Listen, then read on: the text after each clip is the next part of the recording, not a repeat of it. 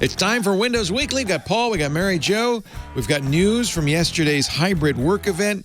We'll get you all the details. A new build of Windows 11 coming out and a brand new name for your phone. No, it's not my phone. It's all coming up next on Windows Weekly. Podcasts you love. From people you trust. This is Twit. This is Windows Weekly with Paul Thurrott and Mary Jo Foley. Episode 771, recorded Wednesday, April 6th, 2022. Rush the Mound. Windows Weekly is brought to you by JumpCloud, your complete platform for identity access and device management. Work smarter, not harder, by securing SSO, MDM, MFA, and more from one pane of glass. Fully evaluate JumpCloud free today at cloud.jumpcloud.com/Windows and help your organization move to a modern, secure hybrid work model. And by Melissa. The U.S. Postal Service processes more than 98,000 address changes every day. Make sure your customer contact data is up to date. Try Melissa's APIs in the developer portal. It's easy to log on, sign up, and start playing in the API sandbox 24/7. Get started today with 1,000 records cleaned for free at melissa.com/twit. And by HackerRank. It's time to reboot your technical interviews with HackerRank's easy-to-use tools. With a pre-made question library, code playback, and built-in whiteboard, you'll be conducting better technical interviews and instantly identifying the right talent.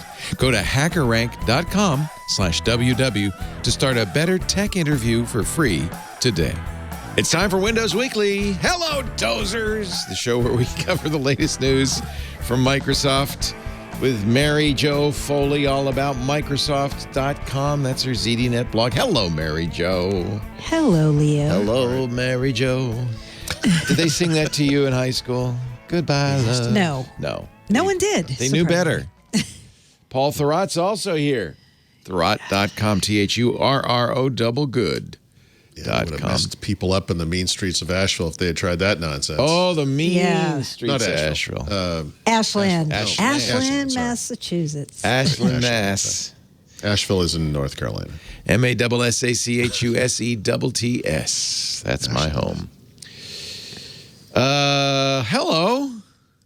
Hello. So I was debating, as you know, Yep. whether to cover the Monday event. You know, we should have contacted you in advance and just warned you away. Yeah. But Yeah. Well, I made the right decision, I believe. sounds like you did the right thing. So We did not. did. We did not stream it, and now I'm trying to decide whether to stream Build or not. That's a little tougher, I think. We've streamed Build. Maybe the main keynote. you know what? Yeah, though? yeah, the main So, keynote, yeah. But what are you looking for here? So what do you think? Right. What do you think they're going to talk about? You know, I think they're going to talk about metaverse again, right? That's and right. tools So- for the metaverse. So that was fun. That was like at Yep. least we could mock that and the Yeah, I especially think- the rave at the end. That was fun. Yeah. Right. And probably going to talk about fluid framework, right? Which is Fluid. interesting. Yeah. Fluid. I don't know, Leo. I don't know. It's debatable. It depends. Yeah, Here's the problem. You Here's guys the aren't problem. helping me at all. Anyone with a brain in their head could look at the title of an event called Windows 11 Hybrid Work and say, guys, Yeah. it's not going to be any consumer That was an stuff easy in one this. for me. Yeah. What are you doing? Yeah. But admit it. You, me, everyone else was kind of hoping there'd be something. Something. Anything. Some Maybe a throwing of a surface bone something. because Throw me a something. bone. Yeah. And Nothing. there wasn't. Well, it was. There were actually, things. There were things. There were things. I think this. No, is no, a- don't get me wrong. I don't mean to say that there weren't. There were, in fact, excellent features announced in this event. But if you were looking for some sort of a mea culpa, sorry about that thing we did in October. We know we rushed out the door. Don't worry, we're going to fix it. Look how awesome it's going to be. Oh, I wasn't looking for that. No. I knew better No. than that. No. No. Oh, no. You knew Panos wouldn't do that, didn't you? Yeah. Yeah, but this You is didn't really think whole that new would levels of delusion. Like Windows 11 is ready for business. You know, we choked this thing out in 6 months, and we're pretty sure it's good to go. You know, it's like, have you met a business? Do you know anything about business? Do you have any understanding of how businesses have upgraded or not upgraded to different versions of Windows over the years? Funny. You're funny, Paul. This is That's no. funny. I mean, I I happened to just come across this, but in the history of Windows, the only version of Windows that enterprises or businesses embraced immediately was Windows 7. And the reason that happened is because XP was held in the market for so long because of all the long-run problems. And then when Vista did come out, everyone hated it. So Windows 7 was just a matter of timing. It was, and also it was a good product too. I mean, but of course it was. It was a spit clean version of Windows Vista. But that's it. That's the only time. Those conditions do not exist today. And this is Microsoft is trying to force the issue. I think a big part of, I don't know if we ever discussed this, but I think a big part of the arbitrary hardware restrictions for Windows 11 are tied to forcing businesses to upgrade their hardware when they upgrade. A lot of businesses do PCs and Windows together. I get that, but not all do, and they don't do them all at once for sure. But this has really put a line in the sand for how old hardware can be. And I think most businesses, big businesses, when they upgrade to Windows 11, whenever they do it, will be getting new computers. Yeah, for sure. Because they have to, Especially if they wait till closer to 2025 when Windows 10 is no longer in support. That's years away, right? So, hopefully they will be getting new PCs by then. But look, Microsoft plays this game with every Windows version. Don't wait for SP1. Not that we have SP1 anymore. Businesses were never waiting for SP1. That was just lip service. SP1 was a convenient excuse not to even pretend to even look at something until at least a year out in the future. But that not only do they not make SP1s anymore, but that was never really what was happening. Businesses upgrade on their own schedule. And that's always been the case. There is no compelling reason for a business to upgrade to Windows 11, which is why they spent an hour yesterday talking about all the reasons why you should do that. I guess. You know so what? the event was the hybrid work event. It was. Yeah. Does that and in the end, you know what? I felt like it was almost like Microsoft saying to businesses, we're going to try to convince you to upgrade to Windows 11. So it wasn't really about hybrid work. It was all about Windows 11? Or why there Windows was a lot of role in hybrid work. Okay. So you know what? Like when the event was going on, Paul and I were texting back and forth, and I said, what they're talking about is exactly what businesses want to hear about. Endpoint manager, Windows 365, security compliance. Like it was the right set of stuff for those people, but I think fans and enthusiasts were hoping like, okay, there's going to be some brand new thing, some secret feature we don't know about. Irrationally. And that's right. Right. Everybody was disappointed if that's why you tuned in, right? Like it wasn't really that kind of an event. Yeah, that's why we didn't stream it. But by the way, speaking of the history of Windows, the only time a major new version of Windows came out with huge functional regressions was Windows 8, right? Yeah. And they've done the same thing with Windows 11. Don't get me wrong, Windows 11 is not as bad as Windows 8. I don't mean it like that, but good. This is proven not to work. The right approach to any upgrade for Windows, because Windows is a complex, powerful system for a complex, powerful devices called PCs. It's not something you run on a fanless, thin little phone thing you stick in your pocket. People expect it to do what Windows has always done, and when they don't get it, they don't care about it. We went through this with Windows RT, Windows 8 actually, Windows 10 on ARM, Windows S mode, Windows 10X, which never came out. It's astonishing that Microsoft of today, the Microsoft of now, would release a version of Windows with the constrained Windows 10X UI after having already gone through Windows 8. They know this doesn't work. So Windows 11 will be ready for business when those functional regressions aren't there. The new stuff is interesting, and we'll talk about that. But you got to deliver what the last one did first. That's like job one. It's astonishing to me that they don't understand. You know what? I don't even think all the things are going to come back. Like I think a lot of Windows enthusiasts are like, I'm just waiting for the day they bring this back and this back and this back. I'm like, I don't think a lot of these things are coming just back. In case you thought right. I don't mean to be completely negative. I do like Windows 11. Like I said, there's some good stuff, and we'll talk about that. But I think the thing we've been kind of clinging to a little bit here is 1 year after Windows 11 ships, they're going to ship some feature update thing. And we'll get some number of feature updates before then, lowercase f, lowercase u. on feature Right.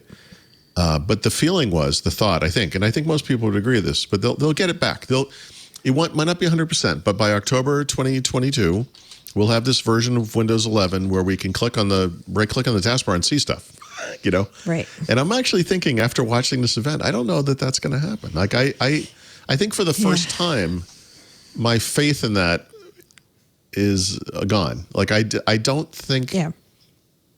They talk about this is somehow has the best feedback of any version of Windows ever. What? Who did you poll? Who would ever tell? Anyone who has ever used Windows would not tell you that. It's good looking. There's some neat stuff in it. Don't get me wrong again. But if you used Windows 10 for the past 5-6 years, whatever, you are missing stuff. Like you just are. Right. Yeah. As we know, you can make numbers say anything you want. Like saying it's the version with the fastest uptake. If it is, then why don't they tell us how many people are running Windows 11? Right.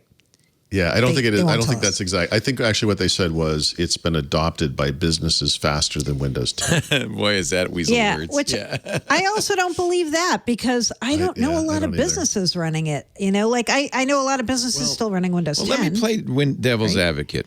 What's wrong with Windows 11 for business? Why isn't it the right Windows for business? Let's say businesses are going out and buying all new computers. Should they not get them with Windows 11? No, they shouldn't.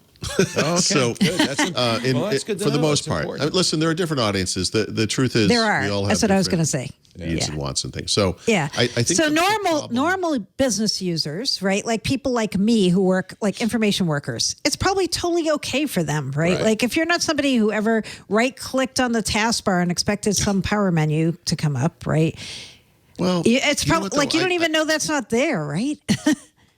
Yeah, but I don't know what most people look. Maybe they have a better hand. I'm sure actually they do. They have all kinds of telemetry data. They would know this, right? So they know how often people do things.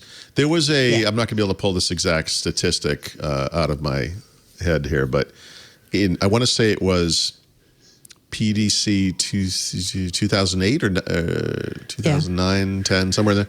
They were talking about how often people change the position of the taskbar. It was tiny. Like the percentage of users that put the taskbar on the left, top, or right was 2%, 3%, some tiny percent.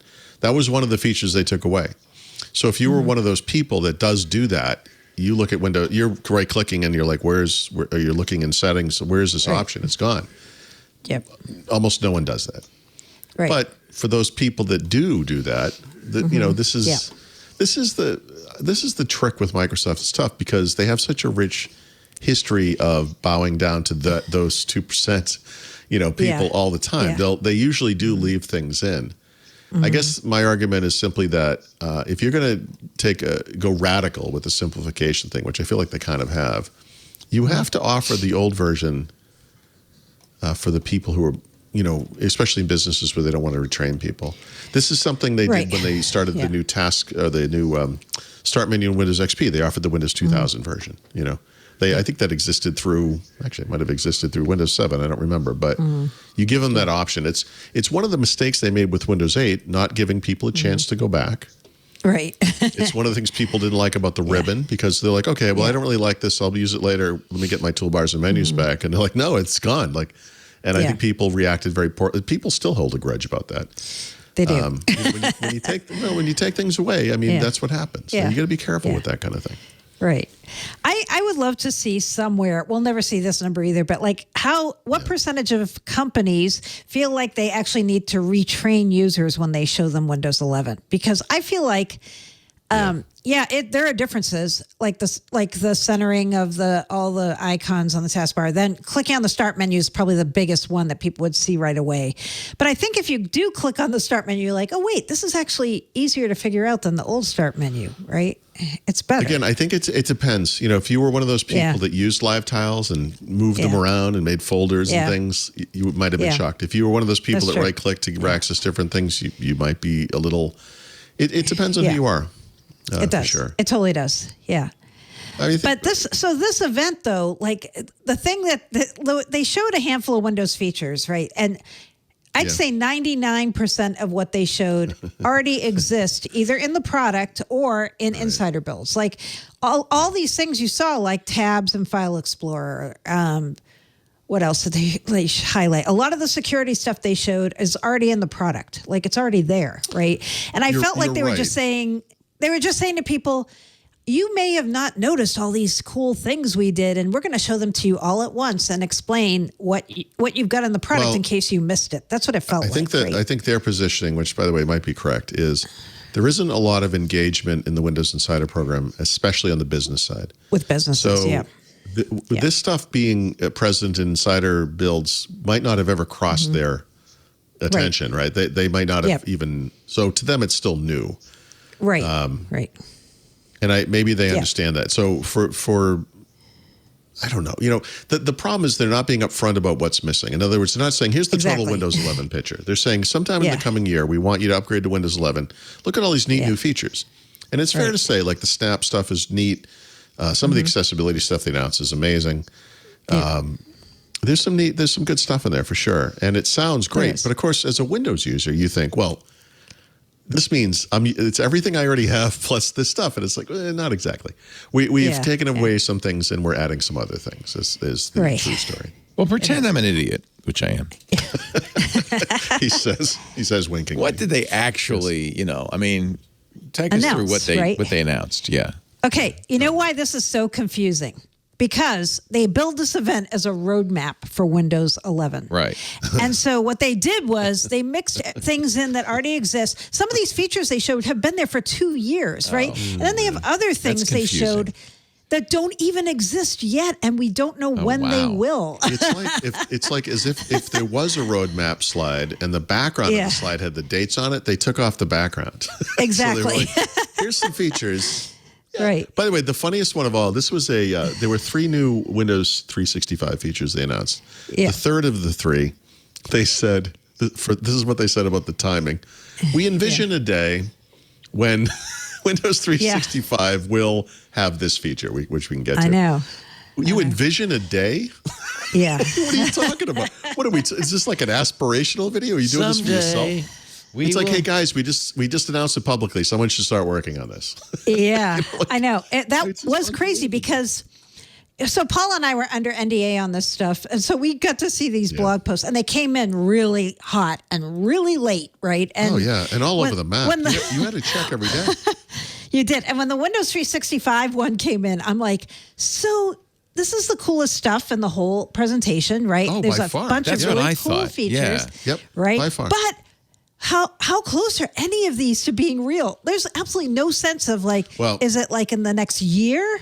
Like I'm not defending later? them because they were vaguer than with Windows 365. That was the vaguest part of it of all. But to their not to their credit, to defend them, this is not something that businesses have to adopt to get. They push this to the cloud and it happens. So whenever these features arrive, like you will just get them. You could, as an IT admin, probably Guess what? No. I thought that too. Okay. These features, the Windows 365 boot, Windows 365 app, Windows 365 switch, and Windows 365 offline, they require these features have to be baked into Windows 11. Yeah. Like they're not going to just be added to. That's what I thought. The same thing as you. They're going to just add them to the service. That was me trying to be positive for 1 second. I know. You shot him right down. You're like, hey, vampire, here's the sun. No, I watched a video and I'm like, oh wait, because you know what they called these? They said we're going to show you some integrations, and I'm like, I sent back a note. I'm like, what does that mean? What does that word mean? Do you mean features of Windows 11 or do you mean features of Windows 365? And they're like, they're integrations. I'm like, okay. So I don't the even other know what that question means, then would be, I think we all know the answer to this, and I think maybe we'll all fall on different sides of this debate, but this is an artificial way to differentiate Windows 11 from Windows 10, assuming they don't bring these integrations to Windows 10. Some of the features they announced, by the way, are coming to Windows 10. Are coming to Windows 10. Yeah, they are. Yeah. Yep. Interesting. But some won't. And as time goes on, like when you make the claim like Windows 11 is the most secure version of Windows yet, asterisk, right? Technically, okay, that's technically true. But it's such a fine line and it's artificial and it's easily, whatever tiny differences there are could easily be added to Windows 10. But it's their right, new version of Windows that, whatever. So It is like the same thing with Windows 365. It's Microsoft's right to make those integration features only available in Windows 11 as an enticement. Sure.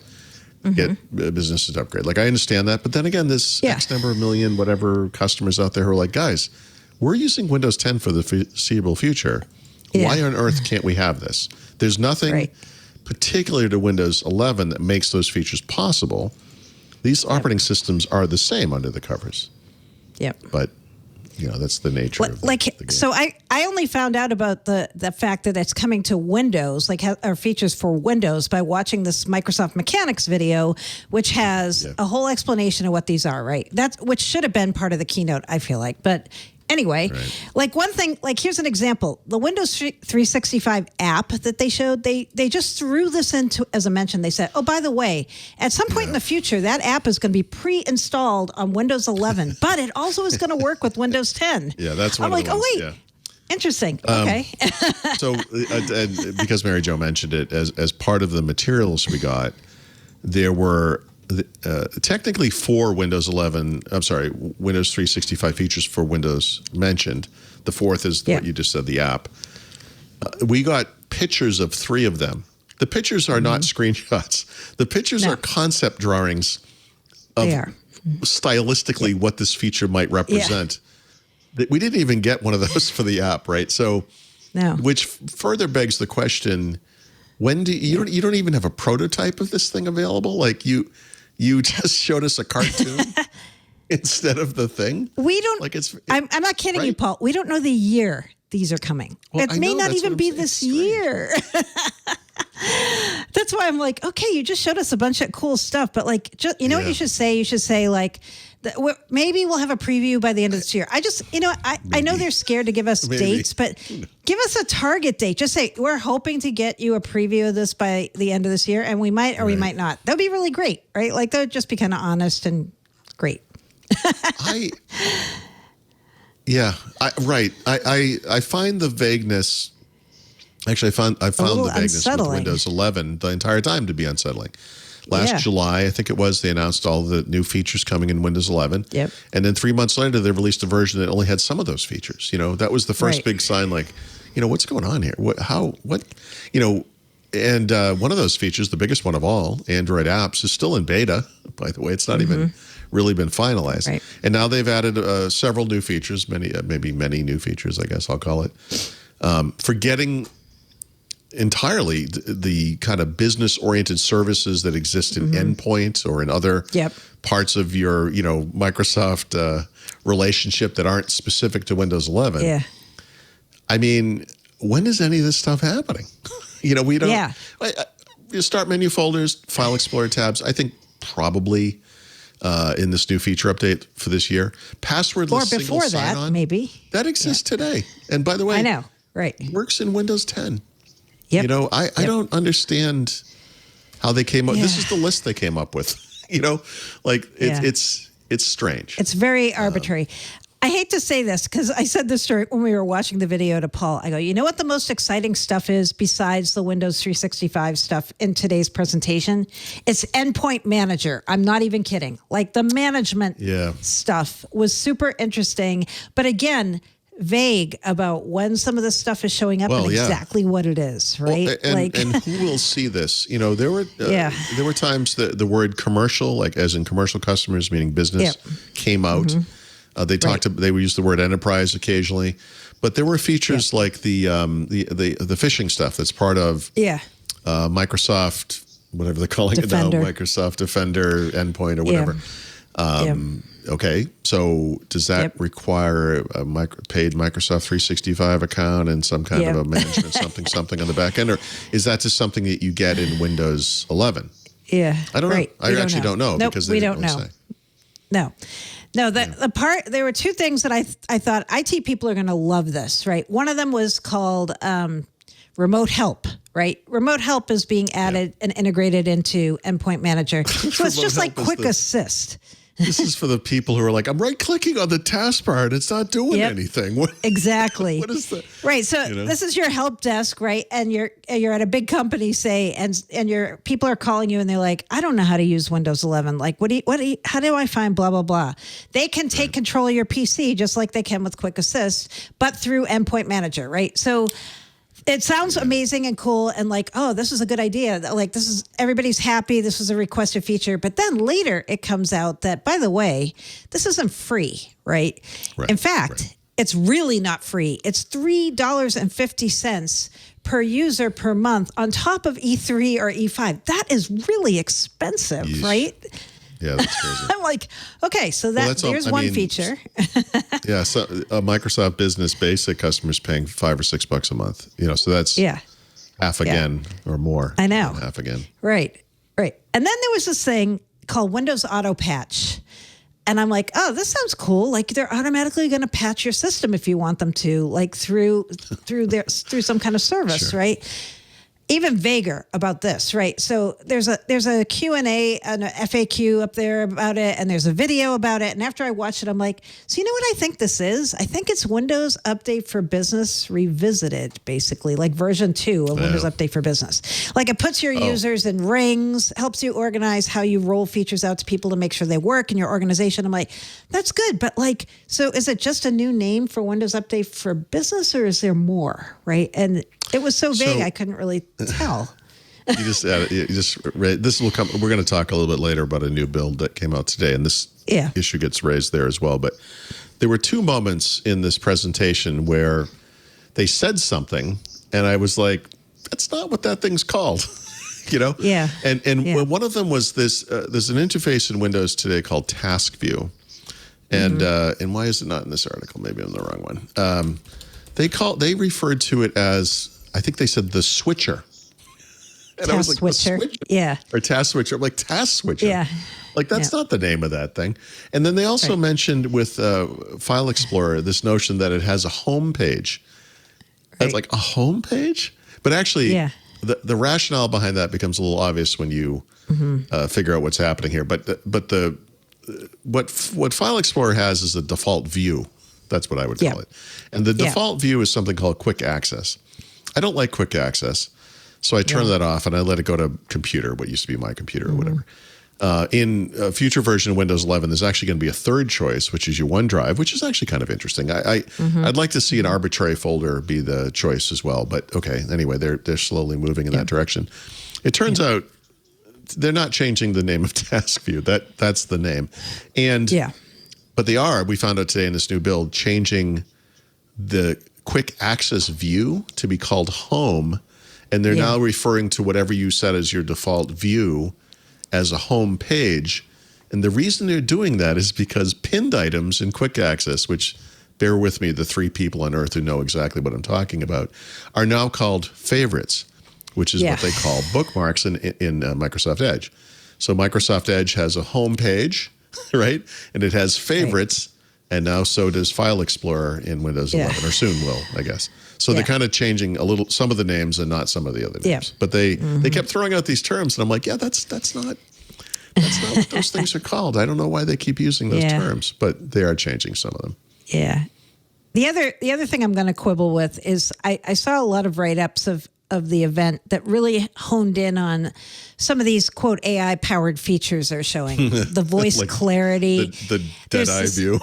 The eye contact where it does something so that your eyes always look like they're on the camera, even if you're looking down. I'm like, oh, wow, okay. If you automatic were ever framing. wondering what someone looked like when they turned into a zombie. Pretty much, right? Features. Automatic framing. You get up from your desk and the camera reframes the picture, like they just talked about recently with Surface Hub, right?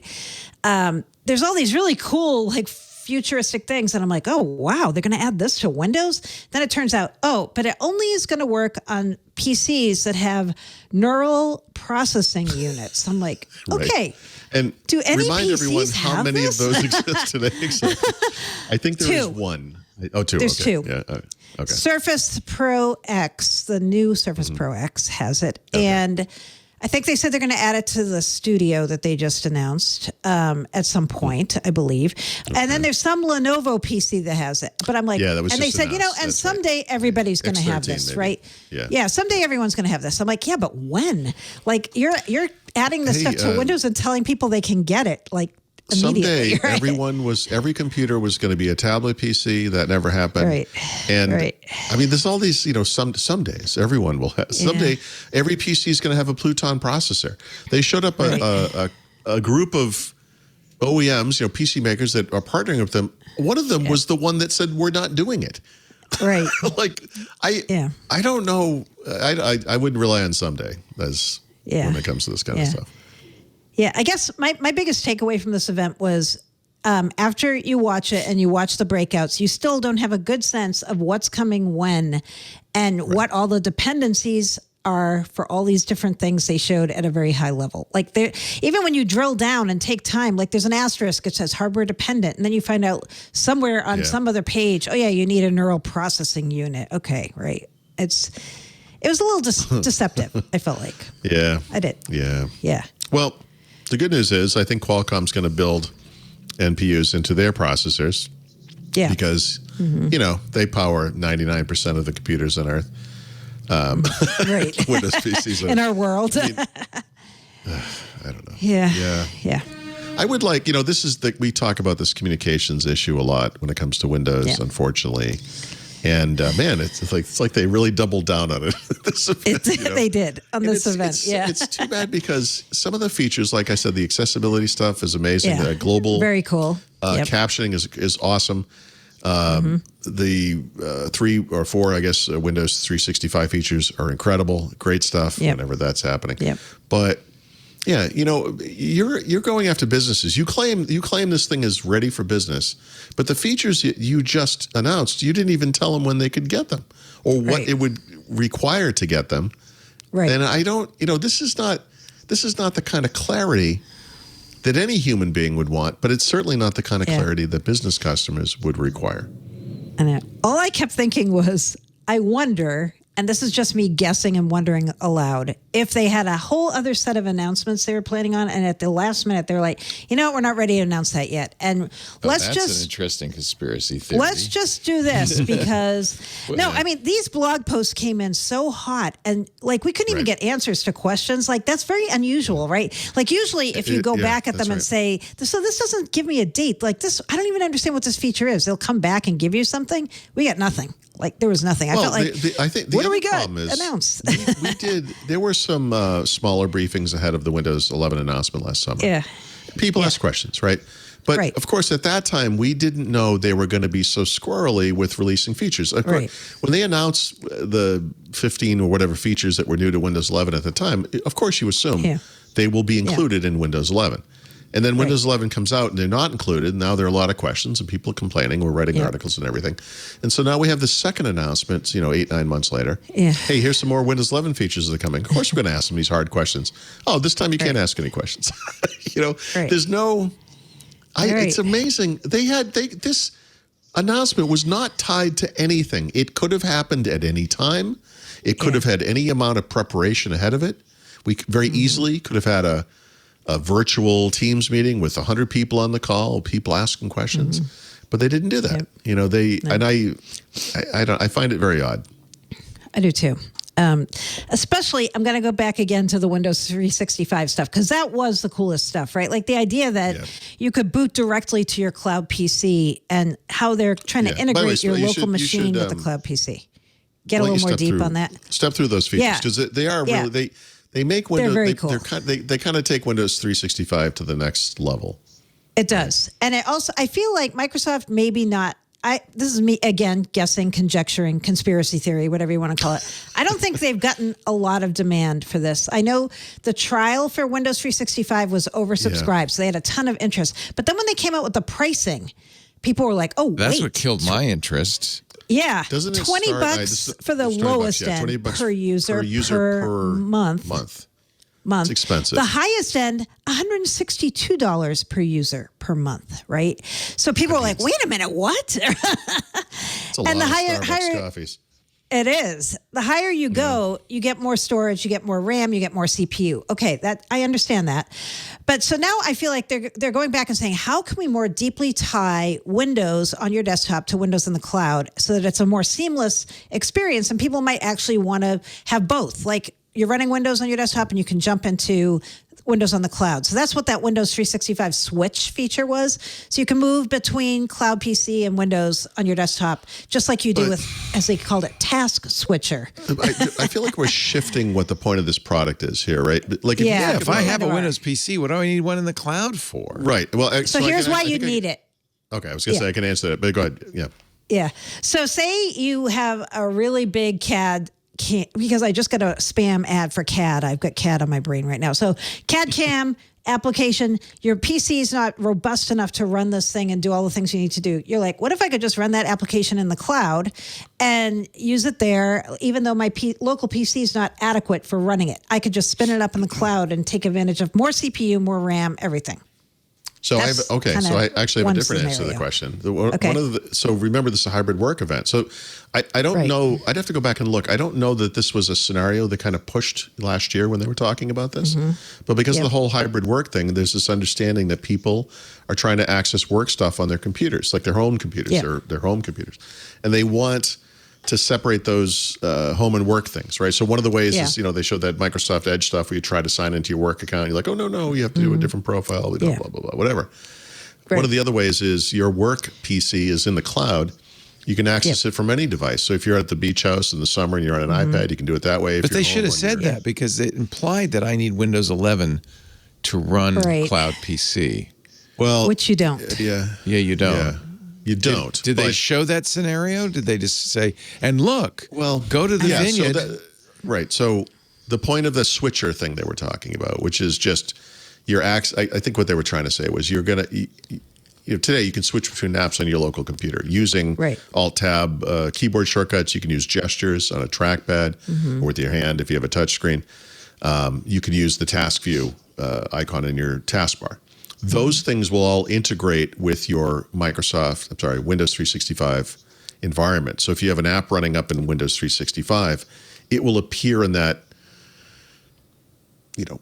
selection of apps, right? So you'll have, like if you use coherence mode in Parallels desktop on the Mac today, and you've got, 8 Mac apps running and 2 Windows apps, you can command tab between all of them as if they're all in, even though they're in different places.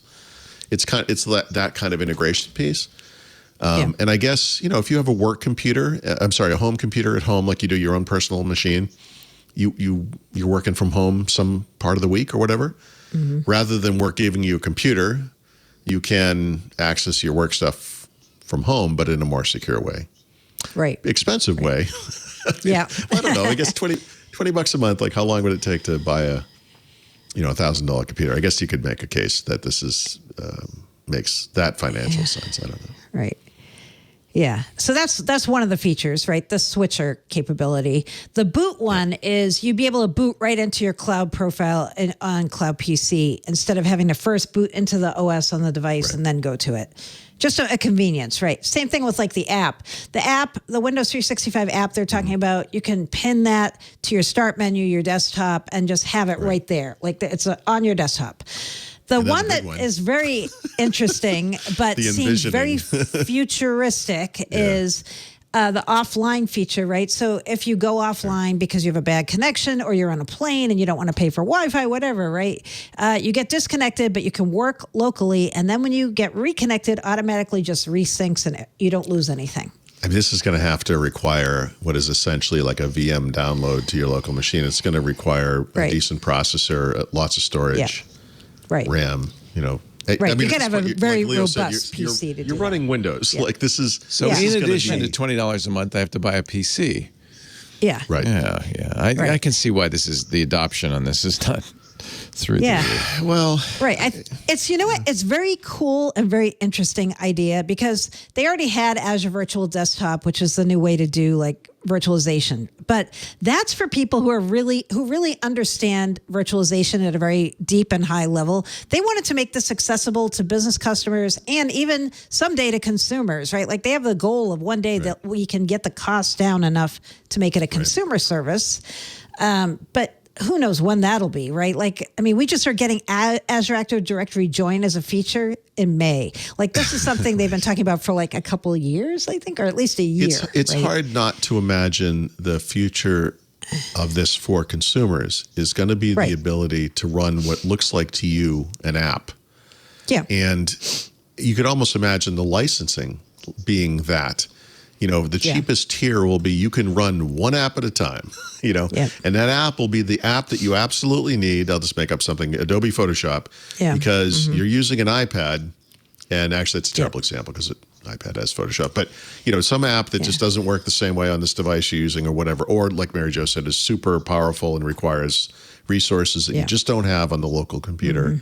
And you would pay a dollar amount per month to access that app. And maybe the next tier would be 3 to 5 apps or something. And the next tier would just be whatever number of apps or however they do it.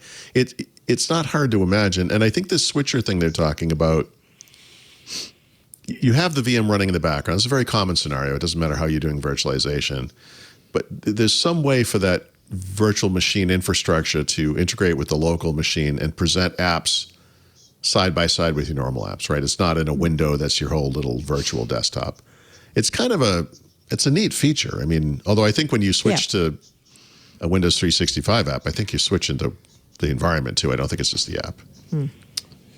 Well, we got a lot of mileage out of this hybrid work event. Well, yeah, we spent almost as much time on it as they did. You know what? There's a lot there, and anybody who hasn't gone back and looked at the breakout videos, it's worth watching those because there's a lot packed into those. That's true. I watched the one I would recommend to most people is the productivity one. You know, frankly, because you're going to find out about the File Explorer stuff and all that. But yeah, I mean, when you break down the list of what's actually new that will impact everyone, it's 7 things. Yeah. It's not a lot. So I can see why Mary Jo thinks maybe they had planned something more. And I really, really thought they were going to announce a new Outlook client at this, and I think it would have made a lot of sense. Yeah. I think and that I'm not saying because they didn't. And you know they're working on it because of whatever project. It's supposed to Queen be out Mary this or spring in whatever it was. preview. Yeah.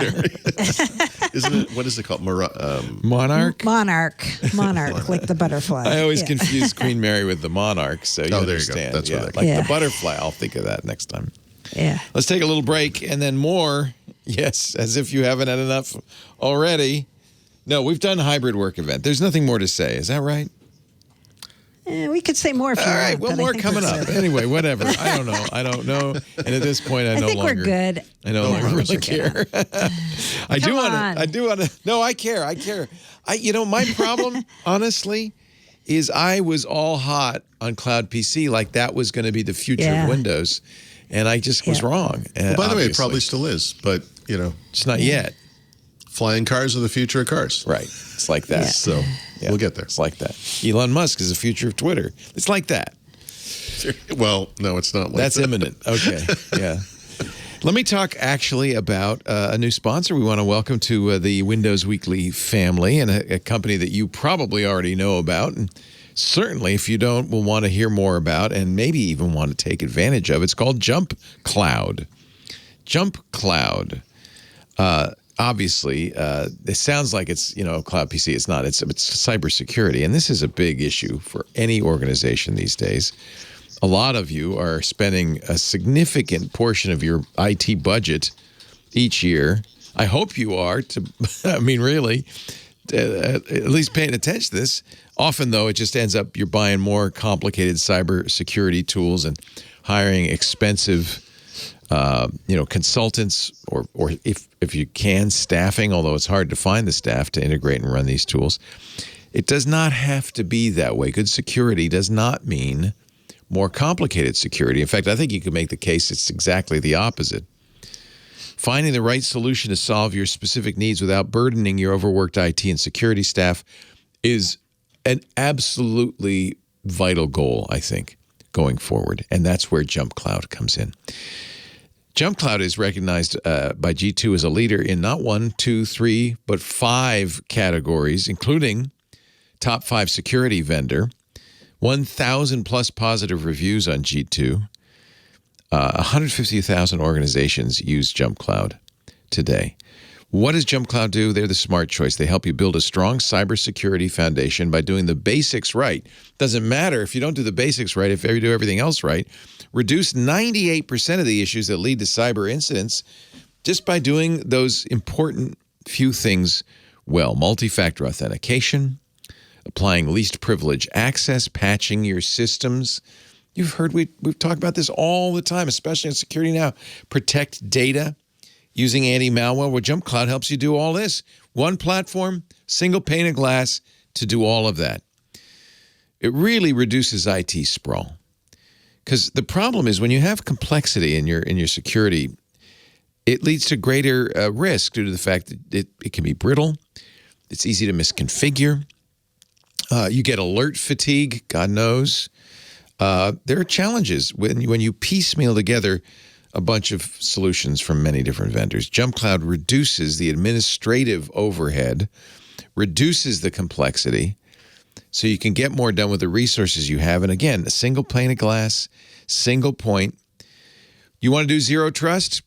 A lot of people do. Today's reality of working anywhere means that device, that user identity, access management becomes even more critical. Doing it without JumpCloud, that can be a painful process with a number of identity, SSO, and other capabilities for vendors to implement. JumpCloud makes it seamless. Provision and grant access only to those things an employee needs from a single integrated platform. Again, JumpCloud. We were talking hybrid work. I mean, clearly that's the future of work. As employees are coming back to the office, IT administrators are still having to deal with the fact that our employees at home. Many employees are doing both work and home, hybrid. JumpCloud is designed for hybrid work. It makes it easy for administrators to securely manage users, device, and access wherever they work. You want a solution like this. I want you to evaluate JumpCloud for free, full system. Go to cloud.jumpcloud.com/Windows and help your organization move to a modern, secure hybrid work model. The time is right. Cloud.jumpcloud.com/Windows. CLOUD. JumpCloud. Jump. Just think of yourself jumping over those clouds, just as you'll jump over security hurdles. Cloud.jumpcloud.com/Windows. We thank him so much. Welcome, JumpCloud, to the Windows Weekly family. We thank him so much for their support. And you support us, of course, as you know, when you use that address, because then they know they saw it, that you saw it here. Cloud.jumpcloud.com/Windows. Jumping back. I know. I'm chuckling because I'm like, there's a lot of jumping and a lot of cloud. A lot of clouds, a lot of jumping. But, you know, it's funny. I mean, hybrid work is the thing. I mean, I can see why Microsoft did this. This is what we're all kind of dealing with and we have it here too, this mix of employees at home and at work. And I think that's going to be the way it is from now on. I think that's what employees want. Same. Yeah. Yep. Yeah. Do you want to say anything more about the hybrid work event, or have you had it? I've had it. Well, there is a new Windows 11 build. You want to talk about that? Yeah, mostly because it has new File Explorer features, not the features we were just talking about. Nothing that they mentioned yesterday. Okay, thank you. No, the home page, right? Isn't that the home page is okay? But they didn't present mentioned. that as a new page. I mean, they mentioned in the event that it was a home page. What they saying in this build is that quick access view that I mentioned earlier is now called Home to drive home. You're home, baby. Working at home. You are home. Quick access, because Microsoft, can't help themselves. Still a thing. Quick access is now a section in the home view. There you go. That you includes never left home. Pinned items and favorites and recent items. Yeah. Actually, if you're in a business connected to your corporate infrastructure sometime in the distant future, we don't know when, you'll also see recommended. Paul can barely bring himself It's like you're falling asleep as you're talking about it, Paul. It's like you have to understand how important it is. I can give you so many examples of this, but because I try to document what's going on, and when people say, how do I fix this? I need to be able to explain exactly how it works and know that it's going to work for everybody. Like, this vagueness is the enemy of everything I stand for. Yeah, you can't. I don't. Yeah. I get it. Yeah, and this is something that's been going on for a long time. I remember in March 2010, I visited the Microsoft campus. They gave me a prototype Windows Phone. I could take photos of it. I documented every single screen. I had a million questions. I said, what is this thing called? They're like, we haven't named this thing yet. No, you have named it. It's running in software code. That means that somewhere in the code, they've named it a thing. What's the name of the thing? He's like, wait, we have no idea. We call guys, it you need to main. figure this out. Well, it was like the the Windows 8 charms thing. Is it a toolbar? Is it a panel? It's just We don't charm. wanna- It's a No, it's charm. not just charm. What is it? And I don't like the vagueness. Yeah. So anyway, this is what I have to deal with. This is your life. And accurate. And This is your life. It's like they're renaming everything in File Explorer, basically. But the tabs aren't there yet. I love that the total view is not called quick access, but quick access is still part of the view. And by the way, Yeah. technically, when you right click the start button, that menu pops up. What's the name of that menu, folks? The quick access menu. So Oh, man. it's just a little, Yeah. it's a little much for me sometimes. So anyway, Microsoft, this is what we have to deal with. Paul, then hide your there's the- disdain. Yep. Hide your journal. disdain. The journal. Here's another thing, right? There's a Microsoft app Another name called there, another reused Journal, which we've heard of before, but this journal's not the old journal. Call right? it briefcase. It's not the same Make thing. everybody happy. You know what they should do? Yeah. I made this joke on Twitter. They should bundle it in Windows, and then they could call it Windows Journal. Oh, wait. That's the name of that app you're talking about. Yeah, it is. Like, what the... Like, Yeah. So there's an app I'm trying. from the Microsoft Garage called Journal. Mm-hmm. It's an app for taking notes with a pen, right? I believe you have to use a pen. That's right. You have to use Digital okay. pen, Yeah, I can see that. right? This app only is for work and school. It's not for consumers, but they're going to pin it in Windows 11 to the pen input Why? panel or whatever it's called. I don't know. I don't really use the pen, pen. so They I'm don't a really little- call it that anymore, but it's just... Yeah. So it looks Actually, cool. let's see what it's called like there, Joe. I'll look it up. okay, yeah, look it Pen up. menu. That's the name. Yeah. Pen menu, the pen menu. So this app just became a Windows Store app, I think, this week. And they say if you don't have it installed, they are going to install it for you and make sure it's on your PC. Okay. Oh, wow. Yeah, There you go. there you go. You get the Now, you get the probably journal. won't and you see get the this. journal. No, but you would have to have... You'd have to have a computer that supports a pen, right? So you Right. can see this. Right. I you mean, would need otherwise, to see why the would you pen even menu. do it? Right. Yeah. Right. Yeah. I mean, So if it's you not gonna go be installed for to everybody. It's, no, it looks cute and cool, but I saw a few people saying, so why wouldn't I use OneNote for this? Like, oh, yeah, I don't because know. anyone who's ever used OneNote would ever ask you that question. It's because OneNote is a cluster. What are you talking about? OneNote No, is but I really mean, if you complex, want to and they just don't take really- no, if you want to take notes with a pen, use OneNote. No, I don't. I feel Am I like wrong? I feel like we're living in a post OneNote world at this point. I think they're you going to know? keep OneNote around. Maybe this will be maybe I do too, but maybe this will be a loop thing. Something I like the idea of a simpler app. The only thing I like about this yeah, this particular app is that it's simple, and I think that's what a lot of people are looking for. Honestly, yeah, right. less of a mess. Also, Microsoft Garage. You know, people should look to Microsoft Garage and also look at those Power Toys for ideas about things that are probably going to come in Windows later. A bunch of Windows 11 features, Yeah. I think, and you know, started life in one Yeah. of those places. Mm-hmm. Like the snap layout stuff, I think, Yeah, it did. was a yeah. Power Toy, if I'm not mistaken. Yeah. Is I probably love the still snap Power. layouts. That's one of the best features in Yeah, I Windows do. 11. I use that all the time. Love it. Yeah. Yep. Yep. Yep. Yeah, it's great. Yep. Things And like actually, that we make a don't have it difference. yet, but and it will become more discoverable because in the next version of Windows 11, when you start to move a window around, whether it's touch or a mouse or whatever, a little panel Yeah. pops down from the top, and that you know, and if you pull the window up to that thing because you're like, oh, what's that? It will give you the layouts, and that's making it more discoverable. That's great. That's even better. Yep. Right. So good for them on that one, at least. Good for them. Dwindle says, I just used Snap Layouts to put the Twit stream right next to the IRC window. That's it. That's right. That's the idea, buddy boy. I have a my giant. God, you just reminded me. Yes. Leo, Yes. you may recall, I just found this. I'm sorry, this is completely off topic. When the Windows 7 launched, we all went out to New York. Mary Jo didn't have to go anywhere. She lives there. But we went there for the launch. They had the little girl from the ads that they had at the time. She made fun of Steve Ballmer for being late. And then Mary Jo and I and some other people had a party at Antarctica, I think it was called. Yes, it was. Yep. And we had the Windows 7 party, all that stuff.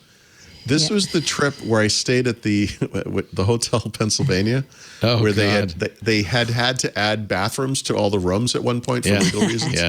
And the bathroom in my room, the toilet was right in front of the wall corner. So if I didn't have a right leg, I could have sat on it.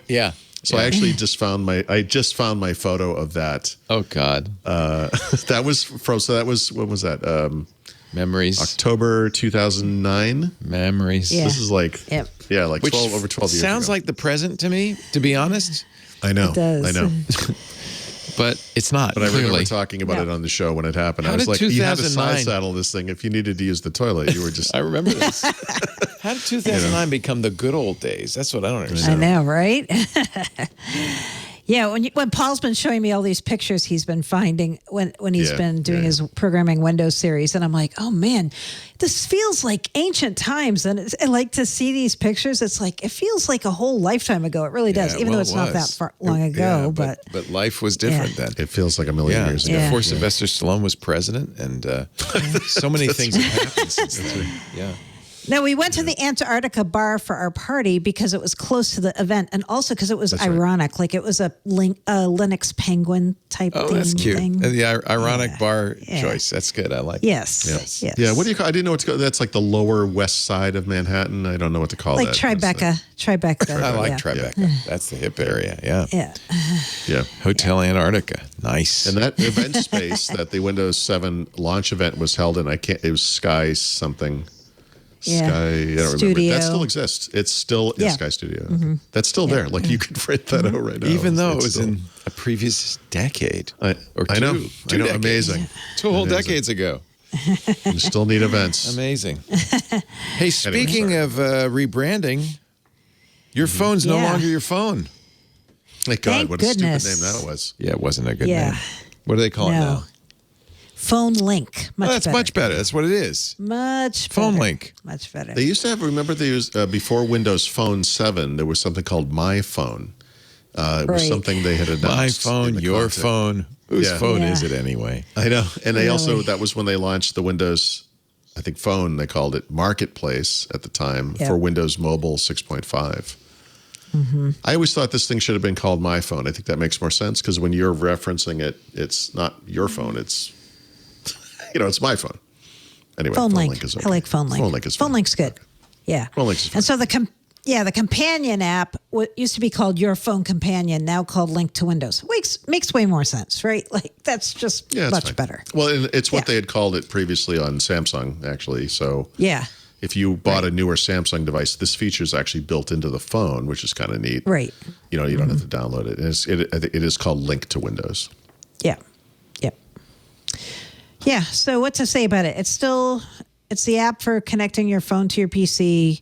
I don't think it works well on anything except Samsung devices, pretty much. So actually, I think they said there were 3 OEMs they worked with directly, but one of them is a Chinese. It might have been Oppo. That's new. Honor. Honor is the newest I'm one. sorry, Honor. Honor's the brand that Huawei spun off, I think, right, because of the regulatory or the legal problems. I think, if I'm not mistaken. I think that used to be a Huawei brand. But what's the third one? I thought there were 3. Surface Duo. Oh, Surface. Duh. Yeah. Oh, yeah, the one. Microsoft. no. I can't think of. You guys What's that joke, but when company? Surface Duo came out, didn't your work. phone didn't work on that it. hysterical? It didn't work Yeah. on it. I have reported this before, but it works very nicely with my Samsung S22 does? Ultra. Oh, good. Beautifully. Yeah. Beautiful. So it Well, doesn't work great with the that's the Pixel. ideal. Yeah. No. No, I go through the same thing with your, what's it called now? Phone Link that every time. And I did this. In fact, right on my desktop, I still have my shots I took of it, which is you get excited about it. You're like, well, I have to document this anyway. I go through all the steps of installing, by the way, multiple steps. I mean, it takes a long time to get this going. And then you're like, oh, yeah, I know I hate this. I don't want this. And then I dismantle it all, It's too bad because this functionality, especially the text messaging stuff, I think, is I want it to be good. I do. Yeah. I use Google Messages to connect my PC and my phone, and that works pretty well, But the promise of Phone Link, formerly your phone, like the idea that you could just drag your pictures over and have your pictures available. You can manipulate your apps, phone apps on your PC. I love all these ideas, but I'm like, every time I tried to connect the Pixel to it, like it would either disconnect or I'd have to turn my phone on or it wouldn't work. And I'm like, there's so many problems here, And I have to admit, I haven't tried it again lately. Maybe they fixed some of these things. But I'm a little discouraged. I was not happy. It was still bad. Leo, since you have that, I don't know if this is easy for you to do, but search for the term iPhone and see if it comes up. Yeah. Oh, on the blog post here? Yeah. I'm just curious. Yeah. They are very much positioning this right now as a feature for Android phone users. It is. Right. It is. And I bet no iPhone in this entire blog post. Nope. Yeah. All right. So, when this first came out, it was going to be for both. I mean, you can connect an iPhone to it. It just does a few basic things. But all of the really, truly useful features require Android. And actually, the really useful stuff requires... You need a Samsung. Let's face it. Yeah, Samsung. You do. Yeah. I mean, Apple, I'm sure Apple's the one blocking it, right? Like, that's why it doesn't work with that iPhone, right? Well, how does it work? Is it... Is it Bluetooth? Is it Wi-Fi Direct? What is exactly going on? It will do whatever you have, actually. It needs to be fast enough to use Wi-Fi. Probably does the link via Bluetooth and then Wi-Fi. Yeah, the very first version, I could be wrong. I think it actually required a USB cable. I think in the very beginning. Right. But it's wireless now, obviously. Honestly, if you get a Samsung phone, this is a great solution. That's right. And that's really pretty much, it ends there. Is it better with a Duo? We don't even know because no one has one. Nobody knows. No, Kev Brewer says yes. Okay. He does Thank you, have Kev. one. Yep. In our Discord. All right. Yeah. I love the idea. And, I mean, I like honestly, the idea too, but it's kind of like there are... Oh, wait, he's using Samsung. Oh, yeah. It works great. I'm telling you. Actually, is there anyone listening who's using this with an iPhone? Because in the beginning, it was iPhone and Android.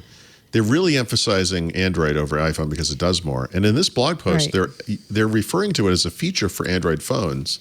Right. I mean, I think they've given up. I think there's an Axis. It's the Axis powers. You have iPhone in their ilk and Microsoft Android in their ilk, Yes. whoever their ilk might be. Those people. Yeah. It's Apple versus Microsoft and Android. No, then you got Google, and they have Chrome and the Pixel, right? And then, but I'm like, I'm half in one ecosystem and half in the other, and I'm like, no, I need this to be easy.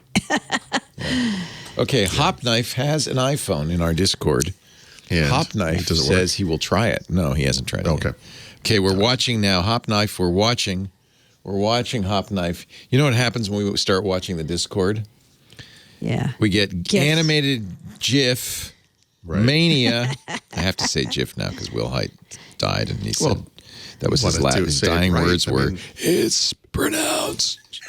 It's still pronounced GIF." You jackass. GIF with the peanut butter. Too soon? Is it too soon to joke about that? No, it's... Couldn't use would appreciate iPhone, this. gave up, says Ms. D. Yeah. Yeah. So, I think it's not. It's not because it's the ilk. It's their ilk. Yeah. It's Apple and they their don't want ilk. it. Yep. It's depressing. Yep. Oh, here's the animated GIFs. They're coming in now, hot and heavy. Yep. I said GIFs. Okay, moving right along here. Microsoft Edge. We're number two. We're number two. Is that true? Hop Knife says it doesn't even work. Oh, interesting. Can't even, QR code couldn't even be read on the iPhone. Nice. Thank you. So if you follow web browser usage stats, you probably know that there's basically Chrome and then there's everything else. In fact, Chrome is almost 70% of usage, which is like IE territory. But the sad thing that's been happening is Firefox has been kind of declining rapidly. Firefox was 15%-ish of the market. Such for a bummer long to time. me because I use Firefox and we It's need sad. an alternative. It's declining, and it is 7.5 something percent according to StatCounter now. They're now not in second place; they're in fourth place. And Edge and Safari are neck and neck at 9 point something percent. Edge, according to StatCounter, is ahead of Safari, which is interesting. You know, Safari is only available on Apple platforms. This is desktops. This is only on the Mac, actually.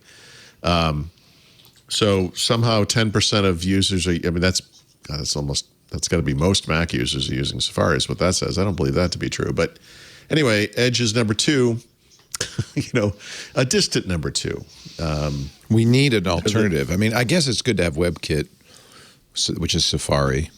Well, But Edge is Chromium. Edge is another version of Chrome. Yeah. If Apple still made Safari for Windows, I actually think that would be an interesting choice for a lot of people. Yeah. In the sense that Apple is promoting and maybe / trusted with regards to privacy and tracking and things like that. I mean, it's not I'm surprised they got rid of that. Look, but Paul, I know you want to go back to 2009 with their weird one-legged toilets, but it's just not going to happen. all right. We're in the present now, baby. The good old days. Anyway, the other little bit of Edge news this week is that Edge, like Chrome and Chrome OS, hit version 100. You may recall this was going to be an apocalypse akin to Y2K because of the 3-digit version number, which no one apparently ever saw coming. It's one after 99, as the Beatles might have said. Yeah. Yeah. So, I only have anecdotal information about this. It works fine for me. I haven't heard of any widespread issues with this. So Really? There were people worried that it was a 3-digit number was going to break the internet? No, the browser makers themselves were saying that we've identified sites that are going to break. God. Yep. This How is moronic would you have to I be? know. This is the most technical, market on earth, and we're just 3-digit version numbers. We're going to get to 100? I know Who'd it's have thunk it? Anyway, so far it seems like it's okay. Well, I don't know if you know it, but we cannot exceed 3 digits on Windows Weekly. So, Oh no. Okay. yeah, you've got 229 more episodes, and that's it. Yeah. All right. Well, we had a good run. It's okay. Yeah, it was fun. No, actually, that's Steve Gibson's constraint. We don't have that problem. We can. Does he really have did he say He that? says, well, I think he's just using it as an excuse, but he Excuse. says he can't go beyond episode 999. Oh, because everything's a 1 or a 0, and that's all. I don't know. It's, you know how Steve is, So the internet will break someday, but not today. When I moved myself and my wife to Phoenix, Arizona many years ago, her father told me that they will never travel west of the Mississippi. So we had that little bit of pleasantry. Arbitrary. What is? There's a river. I'm not crossing it. Yeah. So I My was like, dad so used if to we say move, that. Really? if we That's a move to thing? St. Louis, that would be okay. I mean, but only one side. No, that it would And be my the dad, Missouri used River. to say, Don't- there's enough to see on the eastern side of this country. Why do we that's need to go to the west side? That's I'm like, hysterical. okay. Actually, in 3 years, I am planning a riverboat trip down the Mississippi Wow. Oh, nice. from That's gonna be St. great. Paul to New Orleans. That's Is gonna it be going to be awesome. like on one of those old-fashioned riverboat type No, things? you know what? I feel like those might be kind of ratty.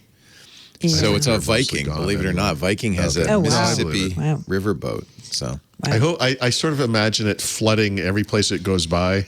As it goes down the river. Tom Sawyer like and the Huck Finn on their floodplains just raft. filled with water. They're going like this. Oh no, it's another one.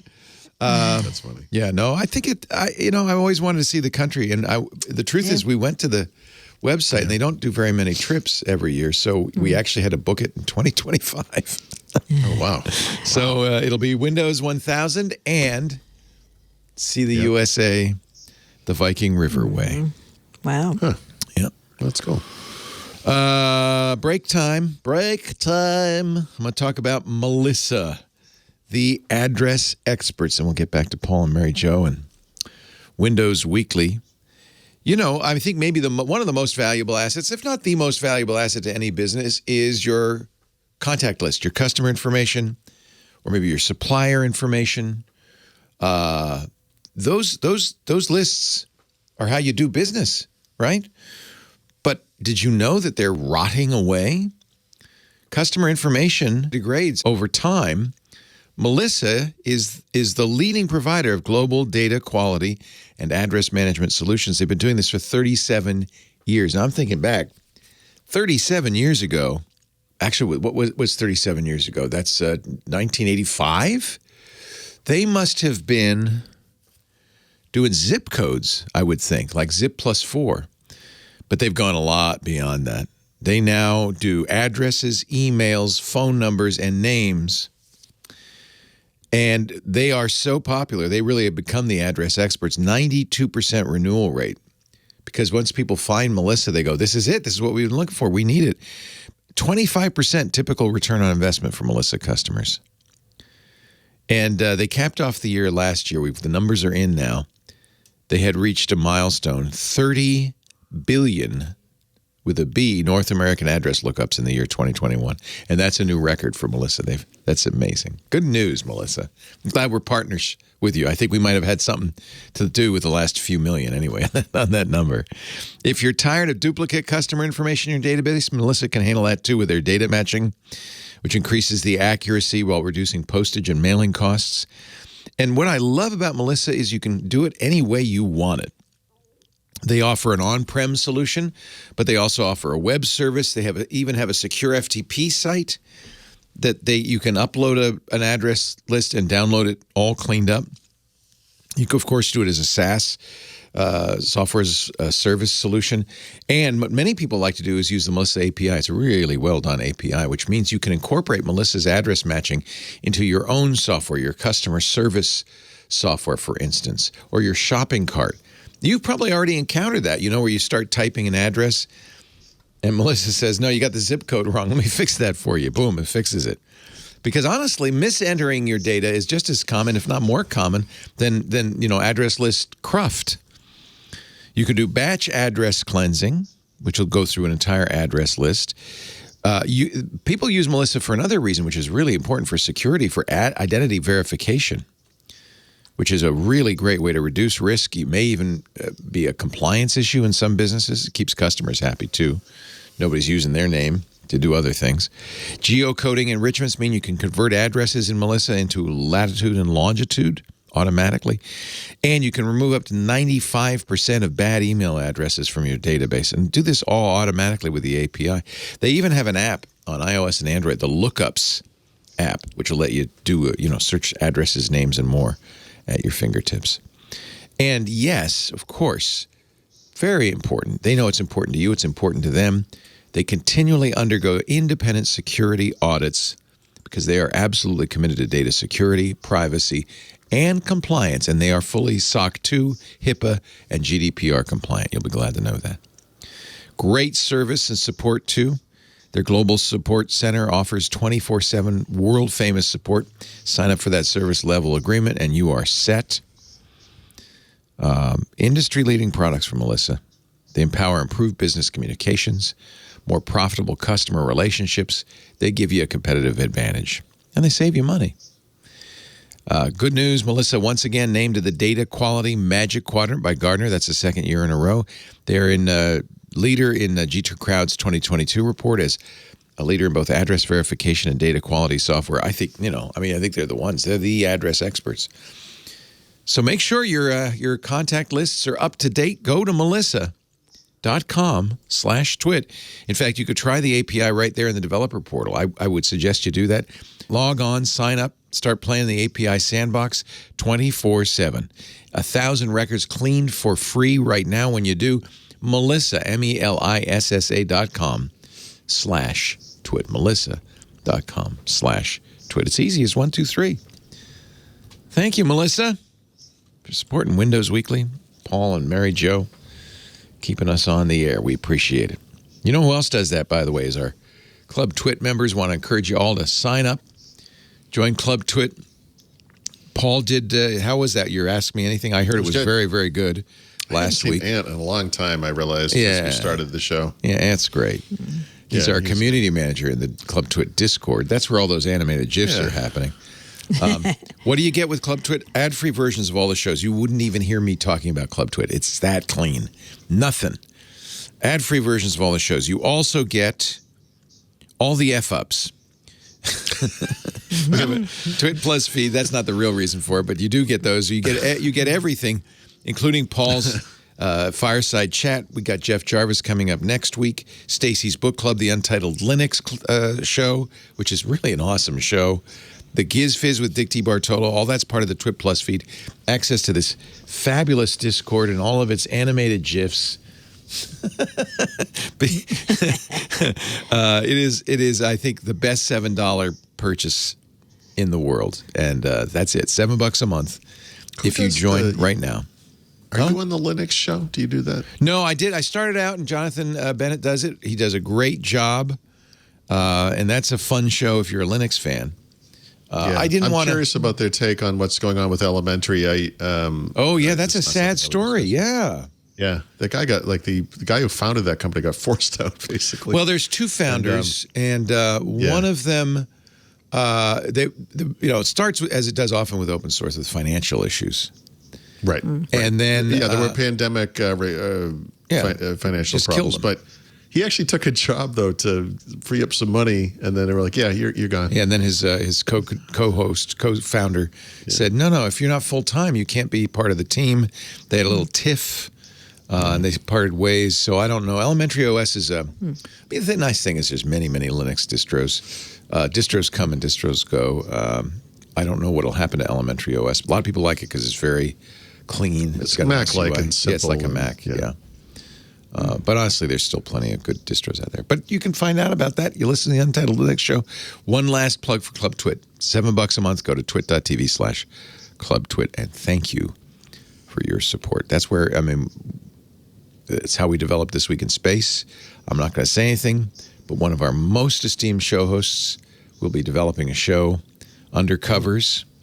That's the name of it? Undercovers is the name of it. No, it's an undercover show on Club Twit, which we hope also to release. But Club Twit's where these things start. So, fun. Yeah. Let's talk the cloud and Microsoft 365er 5er. What's new? Oh, what is new? Filters. Teams filters. I'm like, I didn't even write about this. Was that Teams the first video filters. Actually, so interestingly, so Microsoft just started. I guess they're going to roll out a bunch of filters to Teams over time.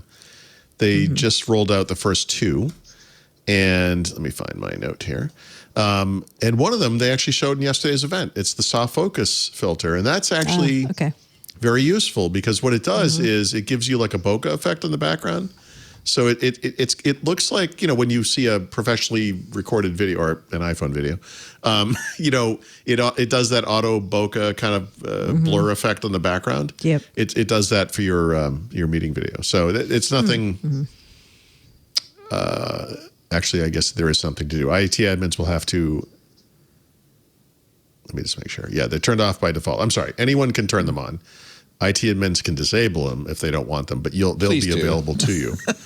Well, it's a good looking effect. Actually, in this case, it work? It's because Skype has it, Zoom has it, and it's awful. Yeah, no, this isn't the fake backgrounds, right? Oh. This is fake nice. backgrounds, right? Or no? Well, it's like blurring your background. Yeah. Is that the only filter? They don't have other filters? It's just that? Not yet. So there's a brightness filter as well they're doing to improve video quality. But if it works, it's great. I love the bokeh background, and people don't have to make their beds. If you have like a Google phone, you can do it does auto bokeh, like you highlight something and it kind of blurs the background. It's a really nice effect. It looks like that. It's a hard thing to do well because unlike a photo, still we're moving.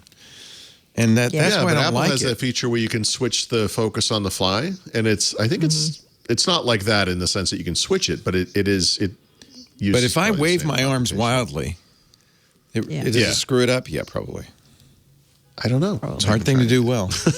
Okay, I will try it when I can. I will try it. Yeah. That's not all.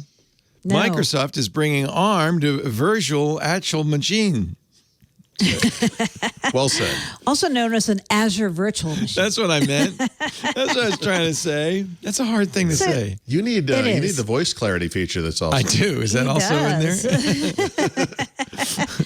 there? No, this is one of those announcements. I'm like, wait, why didn't they make a bigger deal out of this? Because we kept wondering, would they ever bring an ARM virtual machine to Azure? And they wouldn't comment. Like every time we said, well, Amazon does it. Like, are you guys going to make an ARM virtual machine for Azure? They're like, yeah, well, you don't have anything to say. Then they just kind of threw this out there, right? I'm like, oh, here it is, right? So it's in preview. It's the Ampere computing ARM processor. So this is it's not from Qualcomm. It's not. Yeah. It's Ampere. No. Huh. Interesting. Right. Because Microsoft have been working with Qualcomm, and they have been working with, who else? Cavium. They've been working with all these companies on bringing bringing Windows Server to ARM. And they said, we've got it working internally, but it's only for our use. And everybody was like, oh, maybe they're not going to do this. And then they said, oh, here it is, preview of these virtual machines using Ampere on Azure. And the different ones you can get are very interesting. You can get a VM using Canonical, Ubuntu, CentOS, and Windows 11 Pro and Enterprise Edition. So if you're a developer for Windows 11 and you want to use it in a virtual machine on Azure, you can do it this way as well. So these Ampere chips, they advertise them as cloud native processors. Yeah, they're really designed for this particular kind of workload. Right. Also, I like the Marvel Comics graphic they're using there to show off their processor. Yeah. Curious. They are claiming, both Microsoft and Ampere are claiming, you will get up to 50% better price performance compared to x86 VMs for scale-out workloads. Wow. I guess somebody else should benchmark that besides Microsoft. Isn't it interesting that Windows 11 on ARM is running on a different chipset? Yeah. It's not Qualcomm, right? Yeah. I mean, that alone should have been news. Yeah. It's a server chipset, right? Like, that's why it's a little bit confusing. No, that's what I mean. It's kind of confusing, right? Founded by a woman, Renee James, which is kind of cool. Yeah. Somebody's saying it's NVIDIA related. I don't see that in there about. It's founded in 2018. Right. Right. This is not Windows Server on ARM either. Like, that's what you kind of would have expected them to do, but that's not what it is. It's Linux, right? Linux plus the 2 Windows 11 VMs. This is encouraging. Yeah. I mean, it means they've got Windows 11 running on non-Qualcomm ARM, which is good. Right. Yeah. I mean, it ran on the M1. I could run it on the M1, so I guess that's ARM is ARM. And, Microsoft has said they are working on their own. I think they've admitted they're working on their own ARM processors for servers. I think they've said that publicly in conjunction with various partners. But they were just so cagey about it on Azure. I'm like, this seems like you guys should just say, yeah, we're working on it or something. They wouldn't even say that. And then this announcement came out of nowhere and got very little play and very little publicity, I felt like, given what significance it has. So, there you go. So I don't know if it's related. I see the confusion. NVIDIA has an Ampere architecture designed for data centers. I bet you, I don't know. What's the relationship? I don't know. I don't know. I don't know either. Could be a name space confusion, or it could actually be they're related. I don't know. Microsoft is not afraid of overloading. No, they're not. No, last year, Ampere, which is basically a startup, they said, by the way, 2 of our first big customers are Microsoft and Tencent. So that was like, oh, wait, they've got like big firepower here signing up, Yeah. Huh. Interesting. Very interesting. That's good. Yeah. I've been expecting, ARM in the, network center to be growing like leaps and bounds. So. Yep. Yeah. So cool. All right. And let's see some general Microsoft business news. Some corporate stuff. Business. They're withdrawing. It's business time. They're withdrawing. I don't know if you remember. I don't know if you remember this. This story fascinates me. Back when Microsoft was in antitrust trouble with the U.S. and the European Union, it started a trade group called the Association for Competitive Technology. Yep. And the point of this group was to support Microsoft and say they're not a bad company, they're a good company. Let us do anything we want. All the stuff they're doing is great. Yeah. Well, in recent years, it has evolved. Maybe evolved isn't the right term. It's kind of slimed its way into a new existence. Devolved. It's devolved, yeah. It's still called ACT, but it's the App Association. And now it exists so that Apple and Google can astroturf, essentially, and basically pretend that they're working on behalf of all the little developers. And I don't know what all this antitrust action is about. Everything we're doing is fantastic. So Microsoft, as recently as January, still listed on the website with a big logo. And then sometime between now and then, they quietly walked away from this. So Foss Patents reported on this. He actually had a fairly blistering overview.